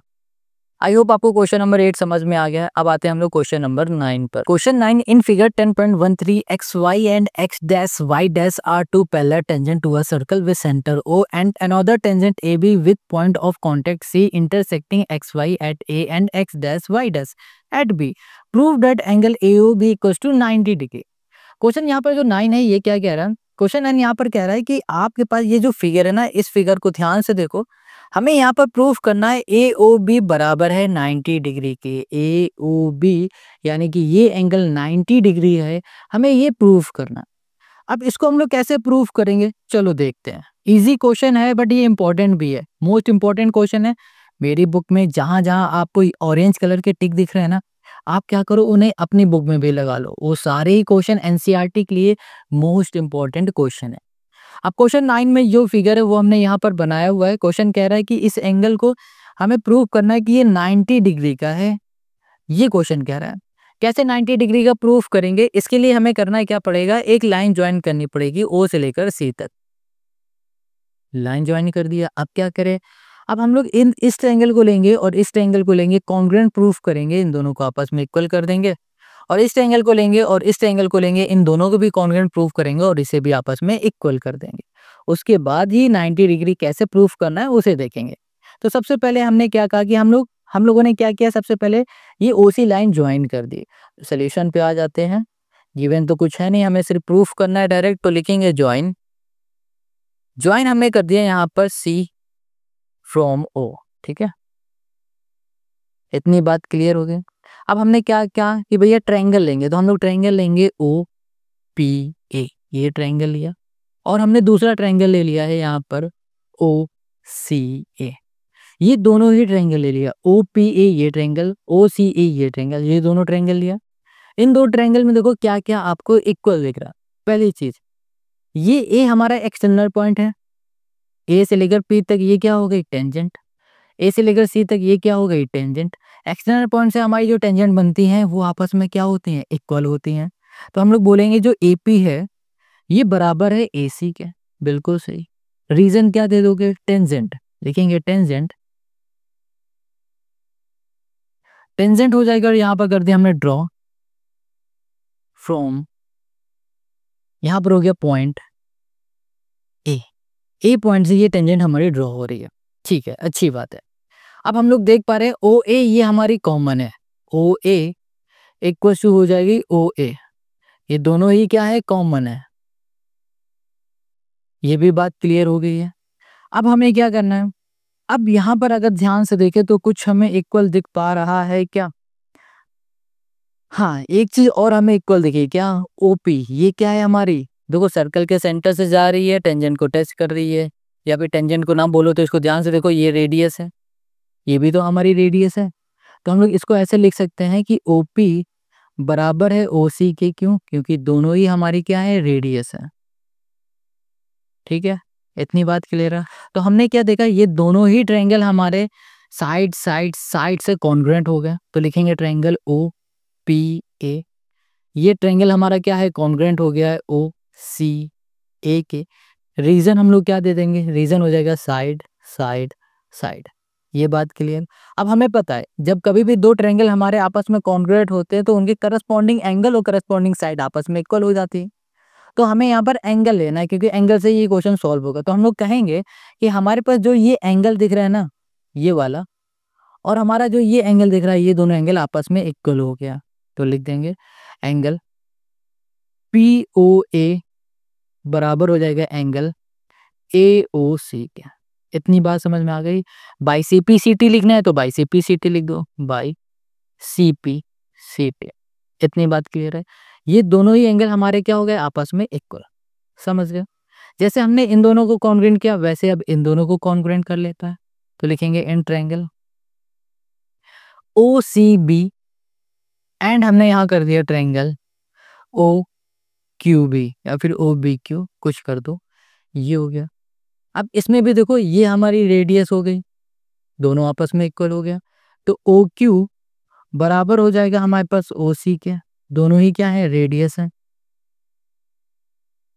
अब यहाँ पर हमने क्या देखा, ओ बी हमारी कॉमन लाइन है, तो यहाँ पर हो गया O B equals to O B, ये भी हो गया हमारे पास कॉमन, ये भी हो गया। अब हमने क्या देखा, क्यू बी और ये क्यू सी, ये दोनों ही एक्सटर्नल पॉइंट से टेंजेंट बन रही, तो ये भी आपस में इक्वल है, तो क्यू बी इक्वल्स टू हो गया बी सी, तो ये हो गई हमारी tangent drawn from external point. इतनी बात क्लियर हो गई।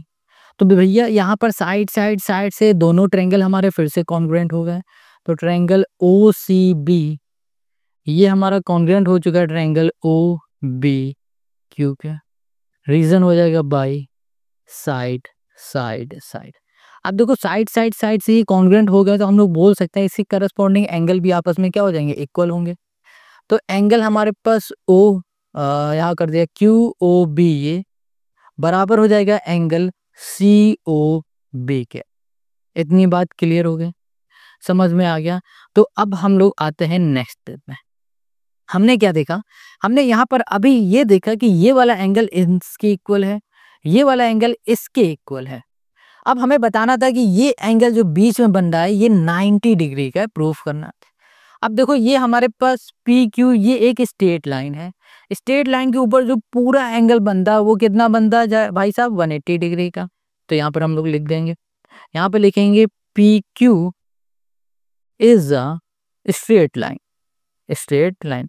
अब हमें पता है स्ट्रेट लाइन में जो एंगल बनेगा वो 180 डिग्री का बनेगा, तो हमारे पास ये एंगल प्लस ये एंगल प्लस ये एंगल प्लस ये एंगल है, तो यहाँ पर सारे एंगल लिखेंगे, angle P O A plus angle A O C plus angle यहाँ पर हो जाएगा C O B plus angle B O Q. ये चारों एंगल्स का सम हो गया 180 डिग्री हो गया, ठीक है। अभी हमने क्या देखा था, हमने देखा पी ओ ए बराबर है ए ओ सी के, ए ओ सी यानी कि पी ओ ए की जगह पे लिख सकते हैं ए ओ सी, कोई दिक्कत है नहीं है ना। अब यहाँ पर देखो सी ओ बी, ठीक है, सी ओ बी है, लिख दिया C O B plus B O Q है। अभी हमने क्या देखा था, बी ओ क्यू या फिर बोलो क्यू ओ बी, एक ही बात है, ये बराबर है सी ओ बी के, तो यहाँ पर इसकी जगह पे हमने फिर से लिख दिया C O B equal to हो गया 180, ठीक है। इन दोनों को ऐड करेंगे, two angle A O C हो गया, प्लस इन दोनों को ऐड करेंगे, two angle C O B हो गया, इक्वल टू हो गया 180।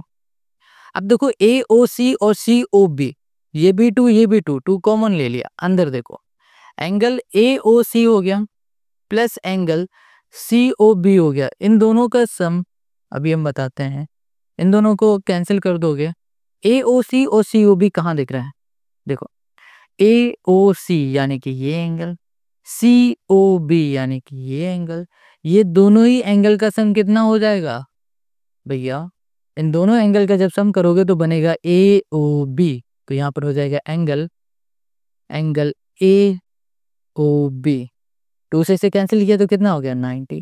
हमें यही प्रूफ करना था, एंगल ए ओ बी हमारा 90 है और हमने यहाँ पर ये प्रूव कर दिया। तो यही हो गया क्वेश्चन नंबर 9 का हमारा आंसर। आई होप आपको क्वेश्चन नंबर 9 भी समझ में आ गया। अब आ जाओ नेक्स्ट क्वेश्चन में, question 10। Question 10 prove that angle between the two tangent drawn from an external point to a circle is supplementary to the angle subtended by the line segment joining the point of the contact at the center। Question समझ में नहीं आया होगा, इसे आराम से फिर से समझेंगे तब समझ में आएगा। यहाँ कह रहा prove that the angle between the two tangent drawn from an external point. कह रहा भैया एक्सटर्नल पॉइंट से जो हमारी टेंजेंट बन रही है और एक्सटर्नल पॉइंट से हमारी टेंजेंट बन रही है, तो वहां पर जो एंगल बन रहा है वो angle to a circle is supplementary, वो supplementary to the angle subtended by the line segment joining the point of contact at the centre. देखो इसके फिगर को देख लोगे समझ में आएगा, ये सर्कल हो गया, ठीक है।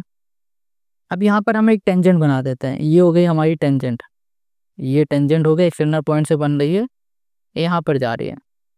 अब क्या कह रहा है, जो ये टेंजेंट है यहाँ से हमारे एक लाइन जा रही है जो कि सर्कल के सेंटर को टच कर रहे हैं यहाँ पर। अब यहाँ पर जो ये एंगल बन रहा है, ये एंगल और ये हमारा जो एंगल बन रहा है, ये एंगल सप्लीमेंट्री एंगल है, ये प्रूफ करना है। समझ में आ गया? सप्लीमेंट्री एंगल वो होते हैं जिन दो एंगल का सम 180 डिग्री होता है, यानी कि हमें ये एंगल प्लस ये एंगल 180 डिग्री का दिखा देना। समझ में आ गया? फिर से हम एक बार पढ़ते हैं। क्वेश्चन कह रहा prove that the angle between the two tangent, prove that the angle between यानी कि बीच में, टू टेंजेंट, ये हो गई टेंजेंट, ठीक है, drawn from an external point से बन रही है, ठीक है, to a circle is supplementary to the angle subtended by the line joining to the point of contact at the centre. देखो ये हमारी लाइन है, पॉइंट ऑफ द कॉन्टेक्ट, यानी कि इस पॉइंट से सर्कल के सेंटर को हमने टच करा दिया, और यहाँ पर जो ये एंगल बन रहा है, ये एंगल हमारा प्लस ये एंगल हमारा सप्लीमेंट्री एंगल प्रूफ करके हमें दिखाना है। ठीक है, समझ में आ गया क्वेश्चन? तो चलो अब इसके सोल्यूशन पे आते हैं। सबसे पहले हमें प्रूफ क्या करना है, हमें यहाँ पर प्रूफ करना है ये वाला एंगल। इसकी नेमिंग कर देते हैं, इसको बोल देते हैं ए, इसे बोल दिया बी, और इसे बोल दिया हमने सी, ठीक है, और इसको बोल दिया ओ। हमने बोल दिया यहाँ पर जो एंगल है हमारे पास एंगल सी, और हमारे पास जो एंगल है ओ, इन दोनों को 180 प्रूफ करना है। हमें पता है सप्लीमेंट्री एंगल कैसा 180 होता है, तो हमें 180 प्रूफ करना है यहाँ पर। अब 180 कैसे प्रूफ करेंगे वो देखो। सबसे पहले यहाँ पर आते हैं प्रूफ में। यहाँ पर ध्यान से देखो, ये हमारे पास क्या है, ये है हमारे पास रेडियस, ओ बी क्या है रेडियस, और ये क्या है हमारी टेंजेंट। जब कभी भी रेडियस टेंजेंट को टच करेगी तो 90 डिग्री का एंगल बनेगा, परपेंडिकुलर हो जाएगा और 90 डिग्री का एंगल बनेगा। सेम ओ ए हमारी रेडियस है, ये हमारी टेंजेंट, ये टच करेगी तो 90 डिग्री का ये भी एंगल बनेगा। ये 90 हो गया, ये 90 हो गया। अब ये दोनों एंगल आराम से नहीं निकाल पाओगे, देखो ये ध्यान से, ए ओ बी सी, ये क्या हो गया हमारा, एक कोऑर्डिनेटर हो गया। कोऑर्डिनेटर के चारों एंगल का सम क्या होता है, 360 होता है। तो इसी की हेल्प से हम लोग सॉल्व कर लेंगे। तो हम लोग यहाँ पर देख पा रहे हैं एंगल हमारे पास जो ए है, क्या लिख दिया यहाँ पर, एंगल जो ए है और हमारे पास जो एंगल बी है, ये दोनों ही एंगल हमारे क्या है 90 डिग्री के। रीजन लिखना है तो रीजन ज़रूर लिख देना यहाँ पर कि भैया हमारे पास जो टेंजेंट है ना, जब कभी भी सर्कल टेंजेंट हमारी रेडियस को टच करेगी तो परपेंडिकुलर हो जाएगा, परपेंडिकुलर होगा तो 90 डिग्री का एंगल बन जाता है। ठीक है, यहाँ पर रीजन ज़रूर लिखना है क्योंकि रीजन लिखने के भी नंबर मिलते हैं और नहीं लिखोगे उसके कटते भी हैं। अब यहाँ पर हो गया हमारे पास, तो इधर आते हैं। अब हमने कह दिया कि ये हमारा कोऑर्डिनेटर है, इन कोऑर्डिनेटर ए ओ बी सी, ये जो कोऑर्डिनेटर है, इन कोऑर्डिनेटर के चारों एंगल हम लिख देते हैं, एंगल हमारे पास A plus angle O plus angle B plus angle C equals to हो गया 360। ठीक है, कितना हो गया 360। एंगल ए हमें पता है 90 है, एंगल ओ हमें नहीं पता, ओ रहने दो, एंगल बी हमें पता है 90 है, और यहाँ पर हो गया एंगल सी इक्वल्स टू 360। यहाँ पर अब देखो, यहाँ पर angle O plus angle C equals to क्या हो जाएगा 360। 90 प्लस 90 180 प्लस का होगा, इधर आ जाएगा माइनस का 180। इसको सॉल्व करोगे तो क्या आ जाएगा हमारे पास 180 आ गया। तो angle O plus angle C हमें क्या मिल गया 180। हमें पता है 180 एंगल कब होता है, जब दो एंगल का, सॉरी क्या बोल रहे हैं, हमें यही प्रूफ करना था कि भैया इन दोनों एंगल हमारे 180 डिग्री के बराबर है। हमने यहाँ पर प्रूफ कर दिया और यही हो गया क्वेश्चन नंबर 10 का हमारा आंसर। समझ में आ गया, सिंपल इजी क्वेश्चन है। अब आ जाओ question number 11। Question 11, prove that the parallelogram circumscribe a circle in a rhombus. बहुत सिंपल है क्वेश्चन, देखो इंपॉर्टेंट भी है। क्या कह रहा है कि यहाँ पर ना आपके पास एक पैरेललोग्राम है, उसके अंदर है सर्कल। ठीक है, क्या है पैरेललोग्राम, उसके अंदर है सर्कल। आपसे कहा जा रहा है इसको प्रूव कर दो कि ये एक रोम्बस है। क्या है, ये एक रोम्बस है, ये क्वेश्चन कह रहा है कि प्रूफ करो। बहुत सिंपल है, चलो कैसे प्रूफ करेंगे। सबसे पहले हम लोग यहाँ पर बोल देते हैं कि ए बी सी डी हमारा क्या है पैरेललोग्राम है, क्वेश्चन ने ही कहा है। सोल्यूशन पे आ जाओ और यहाँ पर लिखेंगे A B C D is, ये हो गया हमारा पैरेललोग्राम। इतनी बात क्लियर, समझ में आ गया। अब इसी को हमें प्रूफ करना है कि ये रोम्बस है। अच्छा, पैरेललोग्राम की खास बात क्या होती है कि उसकी अपोजिट साइड आपस में इक्वल होते हैं। तो ये ए बी हो गया, इसके अपोजिट हो गया हमारे पास डी सी, और ऐसे ही ए डी हो गया, इसके अपोजिट हो गया हमारे पास बी सी। ये बात क्लियर हो गई। अब ध्यान से देखो, फिर से हमें पता है कि एक्सटर्नल पॉइंट से अगर हमारी टेंजेंट बनती है तो वो टेंजेंट आपस में इक्वल होती है। ये भी एक्सटर्नल पॉइंट है, ये भी एक्सटर्नल पॉइंट है, ये भी एक्सटर्नल पॉइंट है। तो हम लोग यहाँ पर लिख सकते हैं, क्या लिख सकते हैं कि हमारे पास जो यहाँ बोल देते हैं एपी, जो एपी है ये बराबर है ए एस के, क्योंकि एक्सटर्नल पॉइंट से ये टेंजेंट बन रही है तो ये आपस में इक्वल होगी। ठीक है, और ऐसे ही हम लोग क्या बोल सकते हैं कि जो हमारे पास है डी आर, ये बराबर है डी एस के, डी एस हो गया। और ऐसे ही हम लोग क्या बोल सकते हैं कि जो सी आर है ये बराबर है हमारे पास सी क्यू से। और ऐसे ही हम लोग बोलेंगे पी बी है, ये बराबर है हमारे पास बी क्यू से। ठीक है, रीजन भी तो देना पड़ेगा, तो यहाँ लिख देंगे टेंजेंट, टेंजेंट हो जाएगा ड्रॉ, यहाँ पर हो जाएगा हमारे पास ड्रॉन फ्रॉम, ओके, फ्रॉम यहाँ पर हो जाएगा हमारे पास एक्सटर्नल पॉइंट, एक्सटर्नल पॉइंट। बस सिंपल, सभी में सेम रीजन यही रहेगा, तो हम ऐसे ही यहाँ पर लिख देते हैं। ठीक है, इतनी बात क्लियर हो गई। अब ध्यान से देखो इसे, अब ये जो पॉइंट मिले हैं हमें, इन्हें हम ऐड कर देंगे, तो इसको बोल देते हैं फर्स्ट, ये हो गया सेकंड, ये हो गया थर्ड, ये हो गया हमारे पास फोर्थ। ठीक है, इन चारों पॉइंट को हम लोग ऐड करेंगे, एडिंग फर्स्ट सेकंड, यहाँ पर हो गया हमारे पास थर्ड, और ये फोर्थ। इतनी बात क्लियर हो गई। अब देखो जैसे ऐड करो तो ये हो गया हमारे पास AP प्लस हो गया DR, देखो इक्वल के इस साइड वाले एक साथ ऐड होंगे, DR plus CR plus PV, ये हो गया इक्वल्स टू, ये हो गया AS plus DS plus CQ plus BQ, हो गया BQ। ठीक, ये हो गया हमारे पास। अब AP DR देखो कहाँ पर है, AP ये है, AS यहाँ पर है। ठीक है, तो क्या ये हमारा काम हो पा रहा है? हटाओ, AP ये है, PB ये है, AP ये है, PB ये है, तो इसको हम लोग लिख देंगे AB। क्या हो गया? AB हो गया। और यहाँ पर हो गया DRCR, DRCR क्या हो गया हमारे पास? ये हो जाएगा प्लस DC।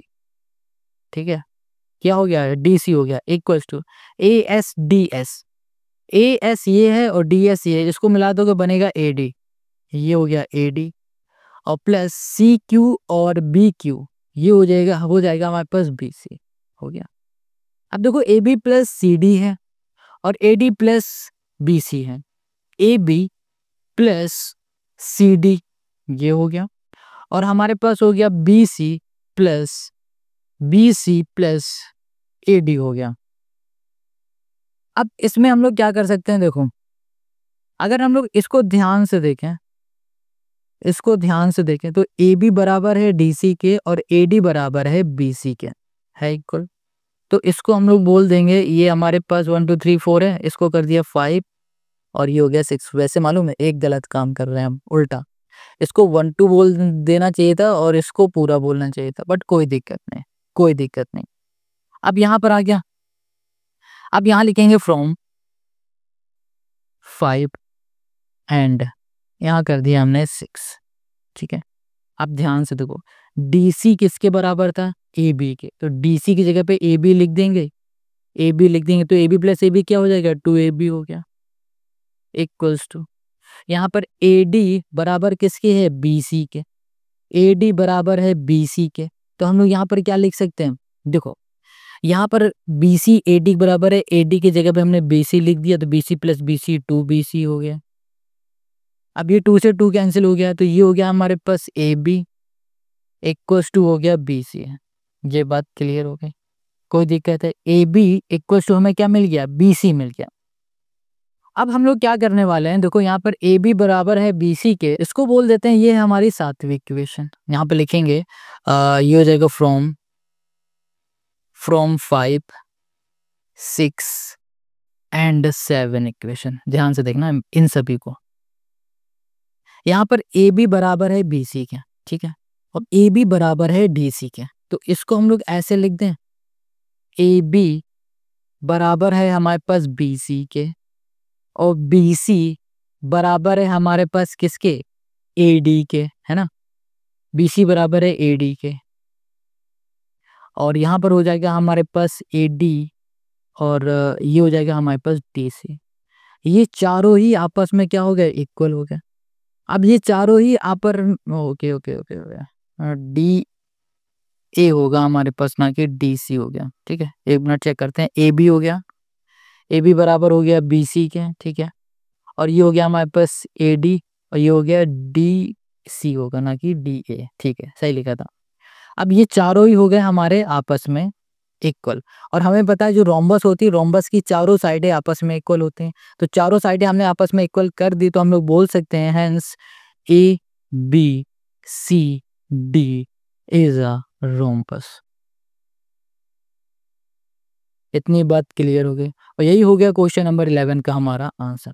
आई होप आपको क्वेश्चन नंबर 11 भी समझ में आ गया। अब आते हैं क्वेश्चन नंबर 12 पर। Question 12, a triangle ABC is drawn to circumscribe a circle of radius 4 cm such that the segment BD and DC into which BC is divided by the point of contact D are of length 8 cm and 6 cm. Respectively find the side AB and AC. ये triangle दिख रहा है, इस triangle में ये AC ये side find करना है, AB ये साइड फाइंड करना है। अब ये दोनों ही साइड इस ट्रायंगल में हम लोग कैसे फाइंड करेंगे, उसके लिए क्वेश्चन में हमें कुछ गिवन है। क्या गिवन है वो समझते हैं। क्वेश्चन कह रहा है ट्रायंगल के अंदर हमारा एक सर्कल बन रहा है, और उस सर्कल का जो रेडियस है वो 4 सेंटीमीटर है, ठीक है, ये बना दिया। अब देखो ट्रायंगल के अंदर सर्कल बन रहा है, तो जाहिर सी बात है ये सर्कल और ट्रायंगल किसी ना किसी पॉइंट में टच हो रहे होंगे। तो एक पॉइंट ये है, दूसरा पॉइंट ये है, तीसरा पॉइंट ये है। इसका नाम ई, इसका नाम एफ हमने रख दिया, ठीक है, ये तो डी पहले से गिवन है। क्वेश्चन ने बताया कि जो सी डी है ये 6 सेंटीमीटर है, बी डी है 8 सेंटीमीटर, हमें ए सी और ए बी फाइंड करना है। कैसे करेंगे, बहुत सिंपल है, और सिंपल होने से पहले आप इस क्वेश्चन को लिखो। मोस्ट इंपॉर्टेंट क्वेश्चन अपने बुक में जहाँ पर सॉल्व कर रहे हो वहाँ लिखो, अपने कहीं भी लिखो, आप बस लिख लो, बहुत इंपॉर्टेंट है। अब देखो इसे कैसे सॉल्व करेंगे। सबसे पहले देखो ये सी डी क्या दिख रही है, ये लाइन दिख रही है, ये कैसी लाइन, ये टेंजेंट है। अगर ईसी की बात करें, ये कैसी लाइन दिख रही है, ये भी हमें एक टेंजेंट दिख रही है। दोनों ही टेंजेंट सेम पॉइंट एक्सटर्नल से बन रही है, तो ये दोनों आपस में कैसी हो गई, इक्वल हो गई। ये 6 है तो ये भी 6। वैसे ही ये डी बी, ये भी हमारी क्या है, एक टेंजेंट है, और ये एफ बी ये क्या है, ये भी हमारी टेंजेंट है। टेंजेंट हमारी एक्सटर्नल पॉइंट से बनेंगी तो वो दोनों आपस में क्या होंगे, इक्वल होंगी। ये 8 है तो ये भी 8 हो गई, 8 क्लियर। अब ऐसे ही अगर हम लोग बात करें ए ई की, तो ये भी तो टेंजेंट है, और ए एफ ये भी टेंजेंट है, एक्सटर्नल पॉइंट से बन रहे हैं, तो ये दोनों आपस में क्या हो गए, इक्वल हो गए। बट ये दोनों हैं कितने सेंटीमीटर के, पता नहीं पता, तो लेट कर लो एक्स। ये अगर एक्स है तो ये भी एक्स हो गया। अब ध्यान से देखो, हमें फाइंड करना था ए सी, हमें ई सी मिल गया है 6, ई सी मिल गया 6। अब ए ई कैसे भी करके अगर हम लोग फाइंड कर ले तो ये साइड मिल जाएगी, और देखो एफ बी हमें मिल गया है 8, अगर कैसे भी करके ए एफ फाइंड कर ले तो हमें ए बी मिल जाएगा। अब बात आती है कि इसको फाइंड कैसे करेंगे। क्वेश्चन भी समझ में आ गया है, क्या क्या गिवन है ये भी समझ में आ गया है, बट इसे करेंगे कैसे ये भी समझना बाकी है। बहुत सिंपल है, अभी सब समझाते हैं। क्वेश्चन है 12, इस क्वेश्चन में जो भी गिवन है सबसे पहले उसे लिखेंगे, ठीक है। हमें क्या गिवन है, हमें गिवन है कि ओ जो है वो सेंटर है सर्कल का, O is a centre of a circle. इतनी बात क्लियर हो गई। अब देखो यहाँ पर ओडी हमारी रेडियस है, ओडी हमारी हो गई रेडियस, क्लियर। और हमें यहाँ पर पता है सी डी है 6, और यहाँ पता है ये 8 है। सी डी हो गई हमारे पास 6, और ये हो गई डी बी हमारे पास 8, ये हो गया हमारे पास 8, ठीक है। सेंटीमीटर है सारे, सेंटीमीटर सेंटीमीटर सेंटीमीटर। हमें फाइंड क्या करना है, हमें यहाँ पर फाइंड करना है ए सी और ए बी, ठीक है। ये दोनों चीज फाइंड करनी, दोनों साइड है। अभी हमने क्या बताया, ये एक्सटर्नल पॉइंट है, ये टेंजेंट है, इसका नाम पहले ई रख देते हैं, इसका नाम एफ रख देते हैं, ये एक्सटर्नल पॉइंट है, ये टेंजेंट, तो दोनों ही टेंजेंट आपस में सेम होंगी, सेम ऐसे ही इसमें हमें ये पूरा फाइंड करना है। देखो इतना पता है, अब ये कैसे भी करके फाइंड कर लेंगे ना तो हमारा काम बन जाएगा। बट ये फाइंड कैसे करेंगे इसको ध्यान से समझो। इसमें हम लोग सबसे पहले निकालेंगे एरिया। इस पूरे ट्रायंगल की एक बार में एरिया निकालेंगे हीरोन्स फॉर्मूले से, ठीक है। एरिया निकाल ली, रख दिया एक किनारे। फिर बाद में हम लोग क्या करेंगे, इसमें थोड़ा सा कंस्ट्रक्ट करेंगे, लाइन ज्वाइन करेंगे कुछ ऐसे। ऐसे यहाँ पर लाइन ज्वाइन करेंगे, ऐसे यहाँ लाइन ज्वाइन करेंगे, और ऐसे यहाँ पर लाइन ज्वाइन करेंगे। जहां लाइन ज्वाइन की तो तुरंत आपको दिखने लगा ओ सी बी, ये एक ट्रायंगल, और सी ओ ए एक ये ट्रायंगल, और ओ ए बी ये ट्रायंगल, ये 3 ट्रायंगल दिखने लगे। अब इन 3 ट्रायंगल का अलग अलग एरिया निकालेंगे, फिर बाद में ऐड कर देंगे, और ऐड करने के बाद जो फाइनल हमें एरिया मिलेगा उस एरिया को लिखेंगे, और जो हीरोन्स फॉर्मूला से एरिया मिला था उसको लिखेंगे। उसकी हेल्प से हम लोग यहाँ पर जो एक्स लेट कर रहे हैं ना वो फाइंड कर लेंगे, और जहां हमें एक्स मिला तुरंत ही ये साइड हमें पता चल जाएगी। बात समझ में आ गई? तो चलो अब इसे सॉल्व करते हैं। तो आते हैं हम लोग इसके सोल्यूशन में। सबसे पहले हम लोग क्या कर रहे हैं, सबसे पहले हम यहाँ पर लेट कर रहे हैं, लेट ए ई। हमने कहा ए ई हमारा क्या है, एक्स सेंटीमीटर है। अब ए ई एक्स सेंटीमीटर है तो भैया हमने क्या बताया था, ये हमारे क्या है, टेंजेंट है, तो ये दोनों आपस में इक्वल हो गई, ठीक है। इसको ऐसे ही छोड़ दो। फिर हमने क्या बताया था कि हम लोग कंस्ट्रक्ट कर रहे हैं, जो भी कंस्ट्रक्ट करने वाला काम है सबसे पहले लिख देते हैं। कंस्ट्रक्ट कर रहे हैं और यहाँ लिखेंगे ज्वाइन। ज्वाइन हम कर रहे हैं ओ सी को, ओ बी को, और ओ ए को। ये सब चीजें पहले लिख दी जाती हैं, हमें लिख दिया, ठीक है। ये काम हो गया। अब इसको यहीं छोड़ दो। अब आ जाओ, हमें करना क्या है, पहले हीरोन्स फॉर्मूले से इसकी एरिया निकालनी है, ठीक है। उससे पहले हम लोगों ने क्या काम किया था खुद से, हम लोगों ने ये दोनों टेंजेंट इक्वल की थी, ये दोनों टेंजेंट आपस में इक्वल की थी, ये दोनों टेंजेंट आपस में इक्वल की थी। तो ये भी हमें लिख के दिखाना पड़ेगा। तो हम लोग यहाँ पे लिखेंगे जो ए ई है ये बराबर होगा ए एफ के, दोनों ही एक्स हो जाएंगे, ठीक है। अभी ए ई को एक्स माना, दूसरा ए एफ भी हमारा एक्स होगा। वैसे ही सी डी ये बराबर होगी ई सी ई के, ये हो गया हमारा 6। और यहाँ पर हो जाएगा बी डी, ये बराबर हो जाएगा बी एफ के, ये हो गया 8 सेंटीमीटर, 6 सेंटीमीटर और x सेंटीमीटर, ठीक है। रीजन देना पड़ेगा क्यों ऐसा हो रहा है। तो हमें पता है length of tangent, length of tangent drawn from external point R, ये हो गया हमारे पास इक्वल, ठीक है। एक्सटर्नल पॉइंट से हम लोग क्या करेंगे, अगर कोई भी टेंजेंट बनाते हैं तो वो टेंजेंट की जो लेंथ होगी वो आपस में इक्वल होगी, इस वजह से ये आपस में इक्वल है, हमने लिख दिया, ठीक है। इतनी चीज क्लियर हो गई। अब हम लोग सबसे पहले काम करेंगे, इस पूरे वाले ट्रायंगल में, पूरे बड़े वाले ट्रायंगल में हीरोन्स फॉर्मूले की हेल्प से एरिया निकाल लें। तो यहाँ लिखेंगे इन ट्रायंगल ए बी सी। इस ट्रायंगल में यूज करेंगे यूजिंग हीरोन्स फॉर्मूला। हीरोन्स ये हो गया फॉर्मूला, ठीक है, ये ले गया, ये हो गया हमारे पास हीरोन्स फॉर्मूला। इतनी बात क्लियर है। यहाँ लिखेंगे एरिया ऑफ ट्रायंगल। फॉर्मूला क्या होगा इसका हीरोन्स का, ये हो जाएगा एस माइनस ए। अब कहोगे ये एस क्या है, ए क्या है, अभी बताते हैं। एस माइनस बी, ये हो गया एस माइनस सी। देखो ए बी सी क्या होता है, ये 3 साइड दिख रही है ना ट्रायंगल की, तो किसी भी एक साइड को ए मान लो, किसी को भी बी मान लो, किसी को भी सी मान लो, बस ये हो गया। ए बी सी पता चल गया। अब यहाँ पर सबसे पहले आप देख पा रहे हो एस एस निकालना है, तो एस निकालने का जो फॉर्मूला होगा वो होगा A plus B plus C by 2। अब यहाँ पर ए क्या है, ए हो गया हमारे पास साइड 6 प्लस एक्स, ये पूरा ए। बी हो गया 8 प्लस एक्स, ये बी। सी हो गया 6 प्लस 8, लिख दो। तो ये हो गया 6 प्लस एक्स, और ये हो गया 8 प्लस एक्स, और यहाँ पर हो गया 8 प्लस 16 14 बाई 2। सॉल्व करोगे तो ये हो गया 2x प्लस 28 बाई 2। 2 कॉमन ले लिया हमने, तो यहाँ पर हो गया हमारे पास x प्लस 14 बाई हो गया 2। तो यहाँ पर आ गया हमारे पास x प्लस 14। क्लियर हो गई ये बात। हमें s मिल गया जो कि है x प्लस 14। Got it. अब क्या करो, इसको उठाओ और यहाँ पर पुट कर दो।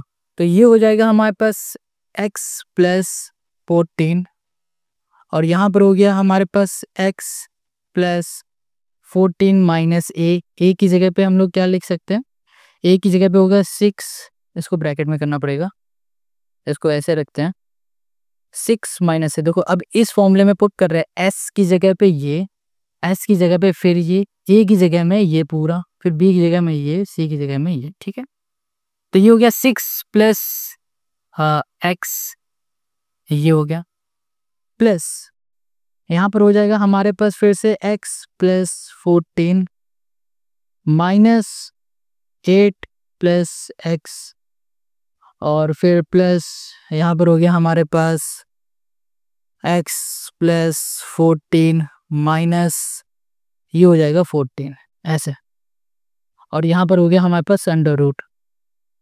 अब देखो ध्यान से, यहाँ पर हो गया x प्लस 14, गॉट इट, ये हो गया।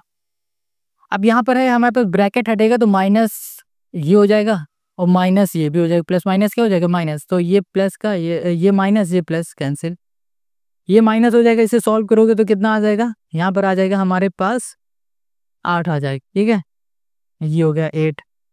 ऐसे ही इसको सॉल्व करोगे तो ये से कैंसिल हो जाएगा, यहाँ पर आ जाएगा 6। और ऐसे ही हम लोग क्या, ओके ये प्लस नहीं है, यहाँ पर प्लस नहीं होगा, गलती से लिख गया। और ऐसे इसको सॉल्व करेंगे तो यहाँ पर बचेगा हमारे पास सिर्फ x रूट में। यहाँ पर हो जाएगा हमारे पास x प्लस 14 और यहाँ पर हो जाएगा हमारे पास 48x। ठीक है, रूट में मल्टीप्लाई करेंगे तो यहाँ पर हो गया 48x स्क्वायर प्लस 14 इंटू 48 कर देंगे तो हमें क्या मिल जाएगा यहाँ पर 14 इंटू 48। ओके, तो यहाँ पर हमें 700 समथिंग कुछ मिलना चाहिए। कितना मिलेगा, 672 है ना, 672x मिल जाएगा। तो ये हो गया रूट में। अब ये जो आया है ये आया है एरिया, एरिया ऑफ ट्रायंगल हमें मिल गया। इसको यहीं छोड़ो, अब इसके आगे से मत सॉल्व करो। अब हमने क्या किया था, इसमें कंस्ट्रक्ट किया था ना, ऐसे ऐसे लाइन बनाई थी। अब हम लोग क्या करेंगे, छोटे छोटे पार्ट के एरिया को निकालेंगे। ठीक है, चलो देखो कैसे। अब यहाँ लिखेंगे area, area of triangle, triangle हो जाएगा हमारे पास AOC, फॉर्मूला होगा 1/2 बेस इंटू हाइट। अब यहाँ कर दिया हमने 1/2 इंटू बेस।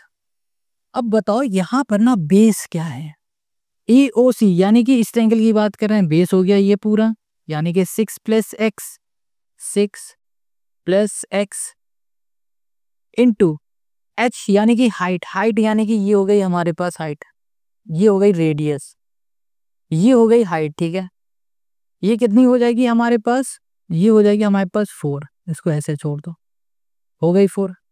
ये बात क्लियर आपको समझ में आ रही है। ठीक है, तो चलो अब इसको हम ऐसे कर सकते हैं, 2 चला जाएगा तो यहाँ पर आ जाएगा हमारे पास कितना, ये हो गया 2x प्लस 6 2 12, ये इसको ऐसे लिख दिया, हो गया। अब ऐसे ही हम यहाँ लिखेंगे एरिया, एरिया ऑफ ये हो गया ट्रायंगल हमारे पास AOB equals to 1/2 into base into height. यहाँ लिख दिया 1/2 इंटू बेस, बेस हमें पता है कितना है, देखो AOB की बात हो रही, AOB इसकी बेस हो जाएगी x प्लस 8, तो ये हो गया x plus 8 into h, h same रहेगा, h की जगह पे हो जाएगा 4, 2 से ये कैंसिल हो जाएगा, यहाँ पर 2 आ जाएगा, तो ये हो गया 2x प्लस 8 2 जा हो गया 16, हो गया। ये इतनी बात क्लियर हो गई। अब फिर से इधर आ जाओ, फिर से लिखेंगे एरिया,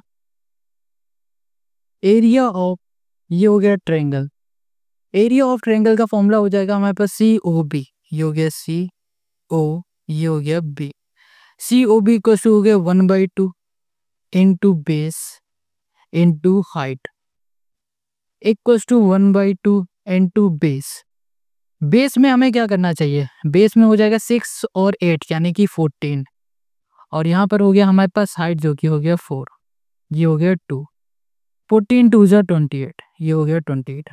देखो हमने क्या किया था, इस पूरे ट्रायंगल को छोटे छोटे ट्रायंगल में बांट दिया था।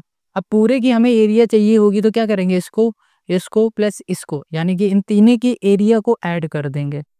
तो लिखेंगे यहाँ पर area of triangle A B C equals to हो जाएगा हमारे पास 2x plus 12 plus 2x plus 16 और प्लस 28, ये हो गया। अब देखो 2x हो गया 4x, अब यहाँ पर हो गया हमारे पास 16 12 और ये हो गया 28, तीनों को हम लोग ऐड कर देंगे 12 16 और 28 को, तो यहाँ पर हमें मिल जाएगा 56। कितना मिल गया 56। अब देखो यहाँ पर area of triangle A B C देखो मिला, ए बी सी ध्यान से देखना, area of triangle A B C है ना। अब हमने हीरोज फॉर्मूले से भी एरिया ऑफ ट्रायंगल निकाला, तो इसको समझो कि कोई भी एक ट्रायंगल हो, उस ट्रायंगल का एरिया चाहे हीरोज फॉर्मूले से निकालो या फिर किसी और मेथड से निकालो, एरिया तो सेम ही रहेगी। इस वजह से ये इक्वल्स टू हो जाएगा हमारे पास ये, ठीक है। तो हम लोग क्या करेंगे, हम लोग यहाँ पे लिखेंगे रूट में हो गया 48x² plus 672x, got it, equals to यहाँ पर हो गया हमारे पास 4x प्लस ये हो गया 56। ये बात आपको समझ में आ रही कि ये दोनों ही एरिया आपस में इक्वल कैसे हो रहे हैं। हम फिर से बताते हैं, इस वाले ट्रायंगल की हमने पहले एरिया निकाली हीरोज फॉर्मूले से, ठीक है, निकाल लिया। फिर हमने इसी ट्रायंगल के एरिया इसके छोटे छोटे पार्ट करके निकाला, तो एरिया तो सेम ही होगी, चाहे आप हीरोज फॉर्मूले से निकालो या फिर area of triangle 1/2 base into height से निकालो, एरिया सेम होगी ना। इसलिए हम लोग क्या कह सकते हैं कि हीरोज फॉर्मूले की एरिया बराबर होगी इन छोटे छोटे एरिया के सम के, ठीक है। ये बात आप समझ रहे हो कि चलो अब ये हमने यहाँ पर लिख दिया। अब ये हमारे पास क्या है, रूट में है, तो हम लोग क्या करेंगे, सबसे पहले स्क्वायर करेंगे बोथ साइड, यहाँ लिखेंगे स्क्वायर, ये हो गया बोथ, ये हो गया साइड, स्क्वायर बोथ साइड करेंगे तो इसका रूट हट जाएगा, तो ये हो जाएगा हमारे पास 48x² प्लस 672x, और यहाँ पर हो जाएगा हमारे पास कितना 4x प्लस 56, और यहाँ पर हो जाएगा हमारे पास स्क्वायर, ठीक है। इस पूरे में स्क्वायर लग जाएगा, इसमें भी स्क्वायर लगेगा, तो स्क्वायर से रूट हट जाएगा, तो ये हटा दिया, हमने लिखा ही नहीं, डायरेक्ट लिख दिया।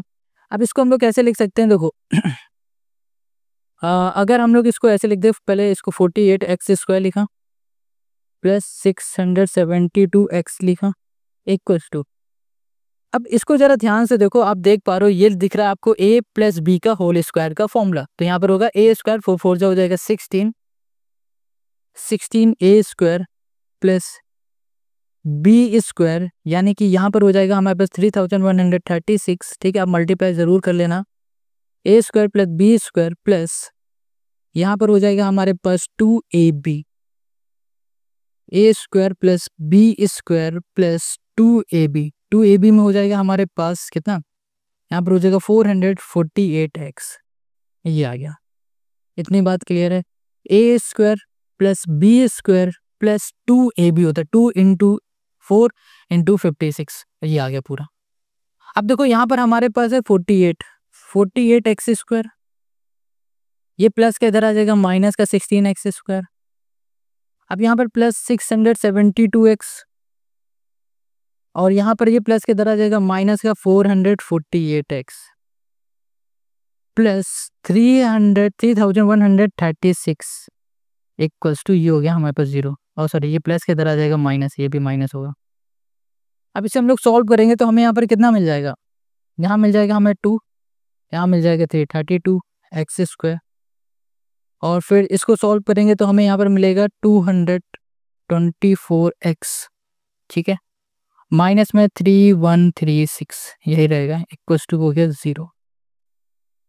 ओके, तो अब हम लोग इसमें क्या कर सकते हैं, इसमें अगर हम लोग ध्यान से देखें तो इस पूरे में 32 को हम कॉमन ले सकते हैं, तो यहाँ पर हो गया हमारे पास x² 32 को कॉमन लेंगे तो यहाँ पर हो गया एक्स स्क्वायर प्लस यहाँ पर हो गया 7x माइनस 98, ये हो गया हमारे पास 0। 32 उधर चला जाएगा, मल्टीप्लाई में उधर जाएगा, डिवाइड में तो बचेगा सिर्फ x square plus 7x minus 98 equal to हो गया हमारे पास 0।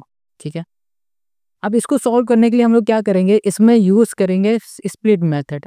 स्प्लिट मेथड क्या है, आप लोगों ने फैक्टराइजेशन में पढ़ा होगा क्लास 8 9 में, कि लास्ट टर्म को लेंगे इसका मल्टीप्लाई एक्स स्क्वायर के कोफिशिएंट के साथ करेंगे। यहाँ पर कोई नंबर नहीं, इसका मतलब 1, यानी कि माइनस 98 इंटू 1 करेंगे तो माइनस 98 आएगा। अब इसे ऐसे दो नंबर ब्रेक करो कि जब उन दो नंबर का हम लोग मल्टीप्लाई करें तो हमें 98 मिले, और फिर उन्हीं दो नंबर का जब हम लोग सम करें, हमें तो माइनस का चाहिए ना, उन्हीं दो नंबर का अगर हम लोग सम करें तो हमें मिलना क्या चाहिए, प्लस का 7 मिलना चाहिए। यहाँ पर 7 मिल जाएगा, तो हमारे पास वो दो नंबर हो गया x square plus 14x minus 7x minus 98 equals to 0। अब आते हैं दूसरे पेज में, काफ़ी बड़ा क्वेश्चन है, और यहाँ पर हो जाएगा हमारे पास, अब इन दोनों में से हम लोग x को कॉमन ले सकते हैं। x को कॉमन लिया तो ये हो गया x प्लस 14। अब इन दोनों में से हम लोग माइनस 7 को कॉमन ले लेंगे, यहाँ पर हो जाएगा x प्लस 14 इक्वल्स टू हो गया हमारे पास 0। यहाँ पर हो गया x माइनस 7 और यहाँ पर हो गया x प्लस 14 इक्वल्स टू हो गया 0। ठीक है, अब ये दोनों ही 0 के इक्वल हैं, तो ये हो गया x माइनस 7 इक्वल्स टू 0। यहाँ पर हो जाएगा हमारे पास x प्लस 14 इक्वल्स टू 0। ये देखो माइनस का उधर हो जाएगा, ये प्लस का हो जाएगा, ये हमारे पास क्या है, प्लस का इधर हो जाएगा तो माइनस का हो जाएगा। हमें क्या करना था, हमें x की वैल्यू फाइंड करनी थी। हमें x की वैल्यू 2 मिल गई, 7 मिल गई, 14 मिल गई, बट दोनों में एक डिफरेंस ये है कि हमारे पास ये वाला x है प्लस का, ये है माइनस का, तो कोई भी लेंथ हमारी माइनस की तो होती नहीं है, इसलिए ये नहीं लेंगे, सिर्फ ये लेंगे।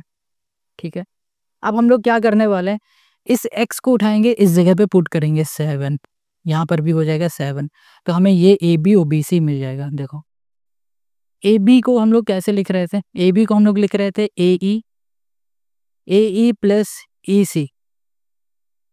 AB इक्वल्स टू हो गया हमारे पास, AE हो गया x, पहले x था, और EC था 6, x हमने 7 निकाला और प्लस 6 हो गया, तो ये हो गया 13, ये हो गया AB। ठीक है, अब यहाँ पर आ गया हमारे पास AB। अब यहाँ पर आ जाओ, ओके AC, सॉरी AC है, ये AC, AB नहीं है, AC है, ये हो गया AC। अब आते हैं AB की बात करते हैं, तो AB इक्वल्स टू हो जाएगा हमारे पास AF प्लस FB, ये हो गया। AF हमारे पास x था, FB हमें पता था 8, x अभी हमें मिला है 7, तो ये हो जाएगा हमारे पास 15। कितना हो गया, 15। तो यहाँ पर हम लोग बोल सकते हैं कि जो हमें AB मिला है वो मिल गया है 15। हमें AB और AC ही फाइंड करना था, और यही हो गया इस क्वेश्चन का हमारा आंसर। आई होप आपको यहाँ पर क्वेश्चन 12 समझ में आ गया, बहुत बड़ा क्वेश्चन था, है ना। अगर समझ में आ गया तो कमेंट करके ज़रूर बताना। अब आते हैं इस एक्सरसाइज के लास्ट क्वेश्चन में, क्वेश्चन नंबर 13। क्वेश्चन 13 को सॉल्व करने से पहले या फिर बोलो समझने से पहले आप इसको मोस्ट इंपॉर्टेंट क्वेश्चन ज़रूर लिख लेना। ठीक है, बहुत बढ़िया क्वेश्चन है। ये कह रहा prove that opposite sides of a quadrilateral circumscribing a circle subtended supplementary angle eight the centre of the circle. Question 13 यहाँ पर कह रहा है कि भैया आपके पास एक क्वाड्रिलेटरल है, उस क्वाड्रिलेटरल के अंदर एक सर्कल बन रहा है। ठीक है, फिर सुनो, एक क्वाड्रिलेटरल है, उस क्वाड्रिलेटरल के अंदर जो सर्कल बन रहा है, उस सर्कल के सेंटर में इस क्वाड्रिलेटरल के अपोजिट साइड से जो एंगल बनेंगे वो सप्लीमेंट्री एंगल है, ये प्रूफ करना है। समझ में नहीं आया होगा, अभी समझाते हैं। ये क्वाड्रिलेटरल दिख रहा है ABCD। ठीक है, AB का अपोजिट साइड क्या है, DC है, BC का अपोजिट साइड क्या है, AD। हम AB और DC को लेके समझाते हैं इस क्वेश्चन को।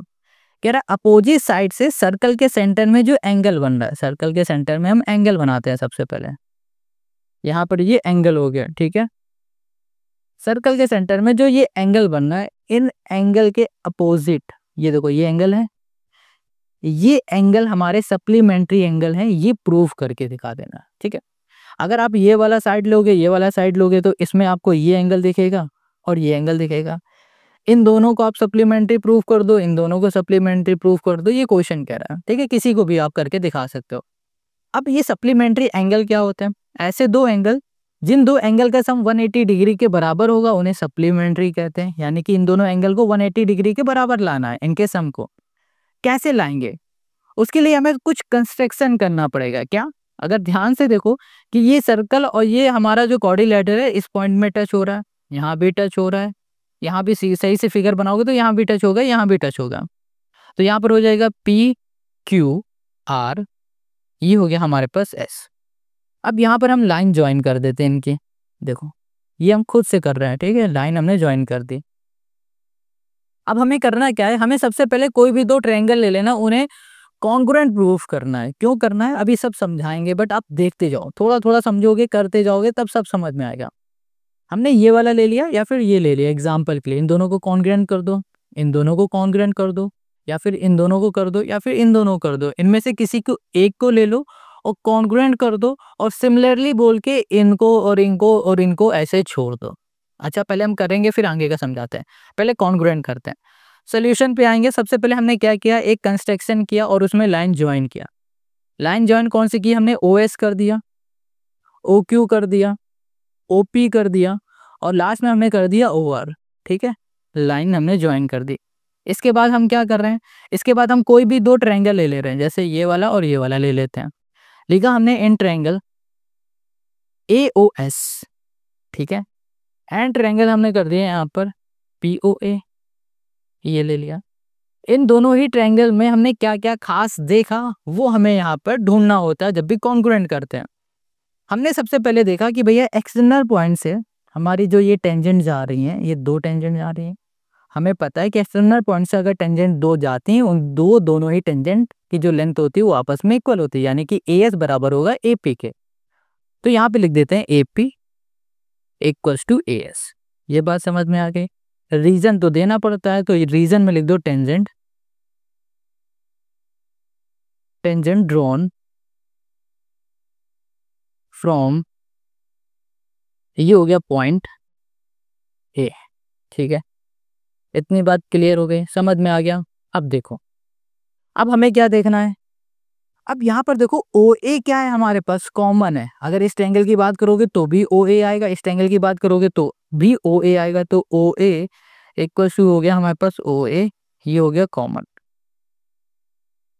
ये भी बात क्लियर हो गई, चलो ठीक है।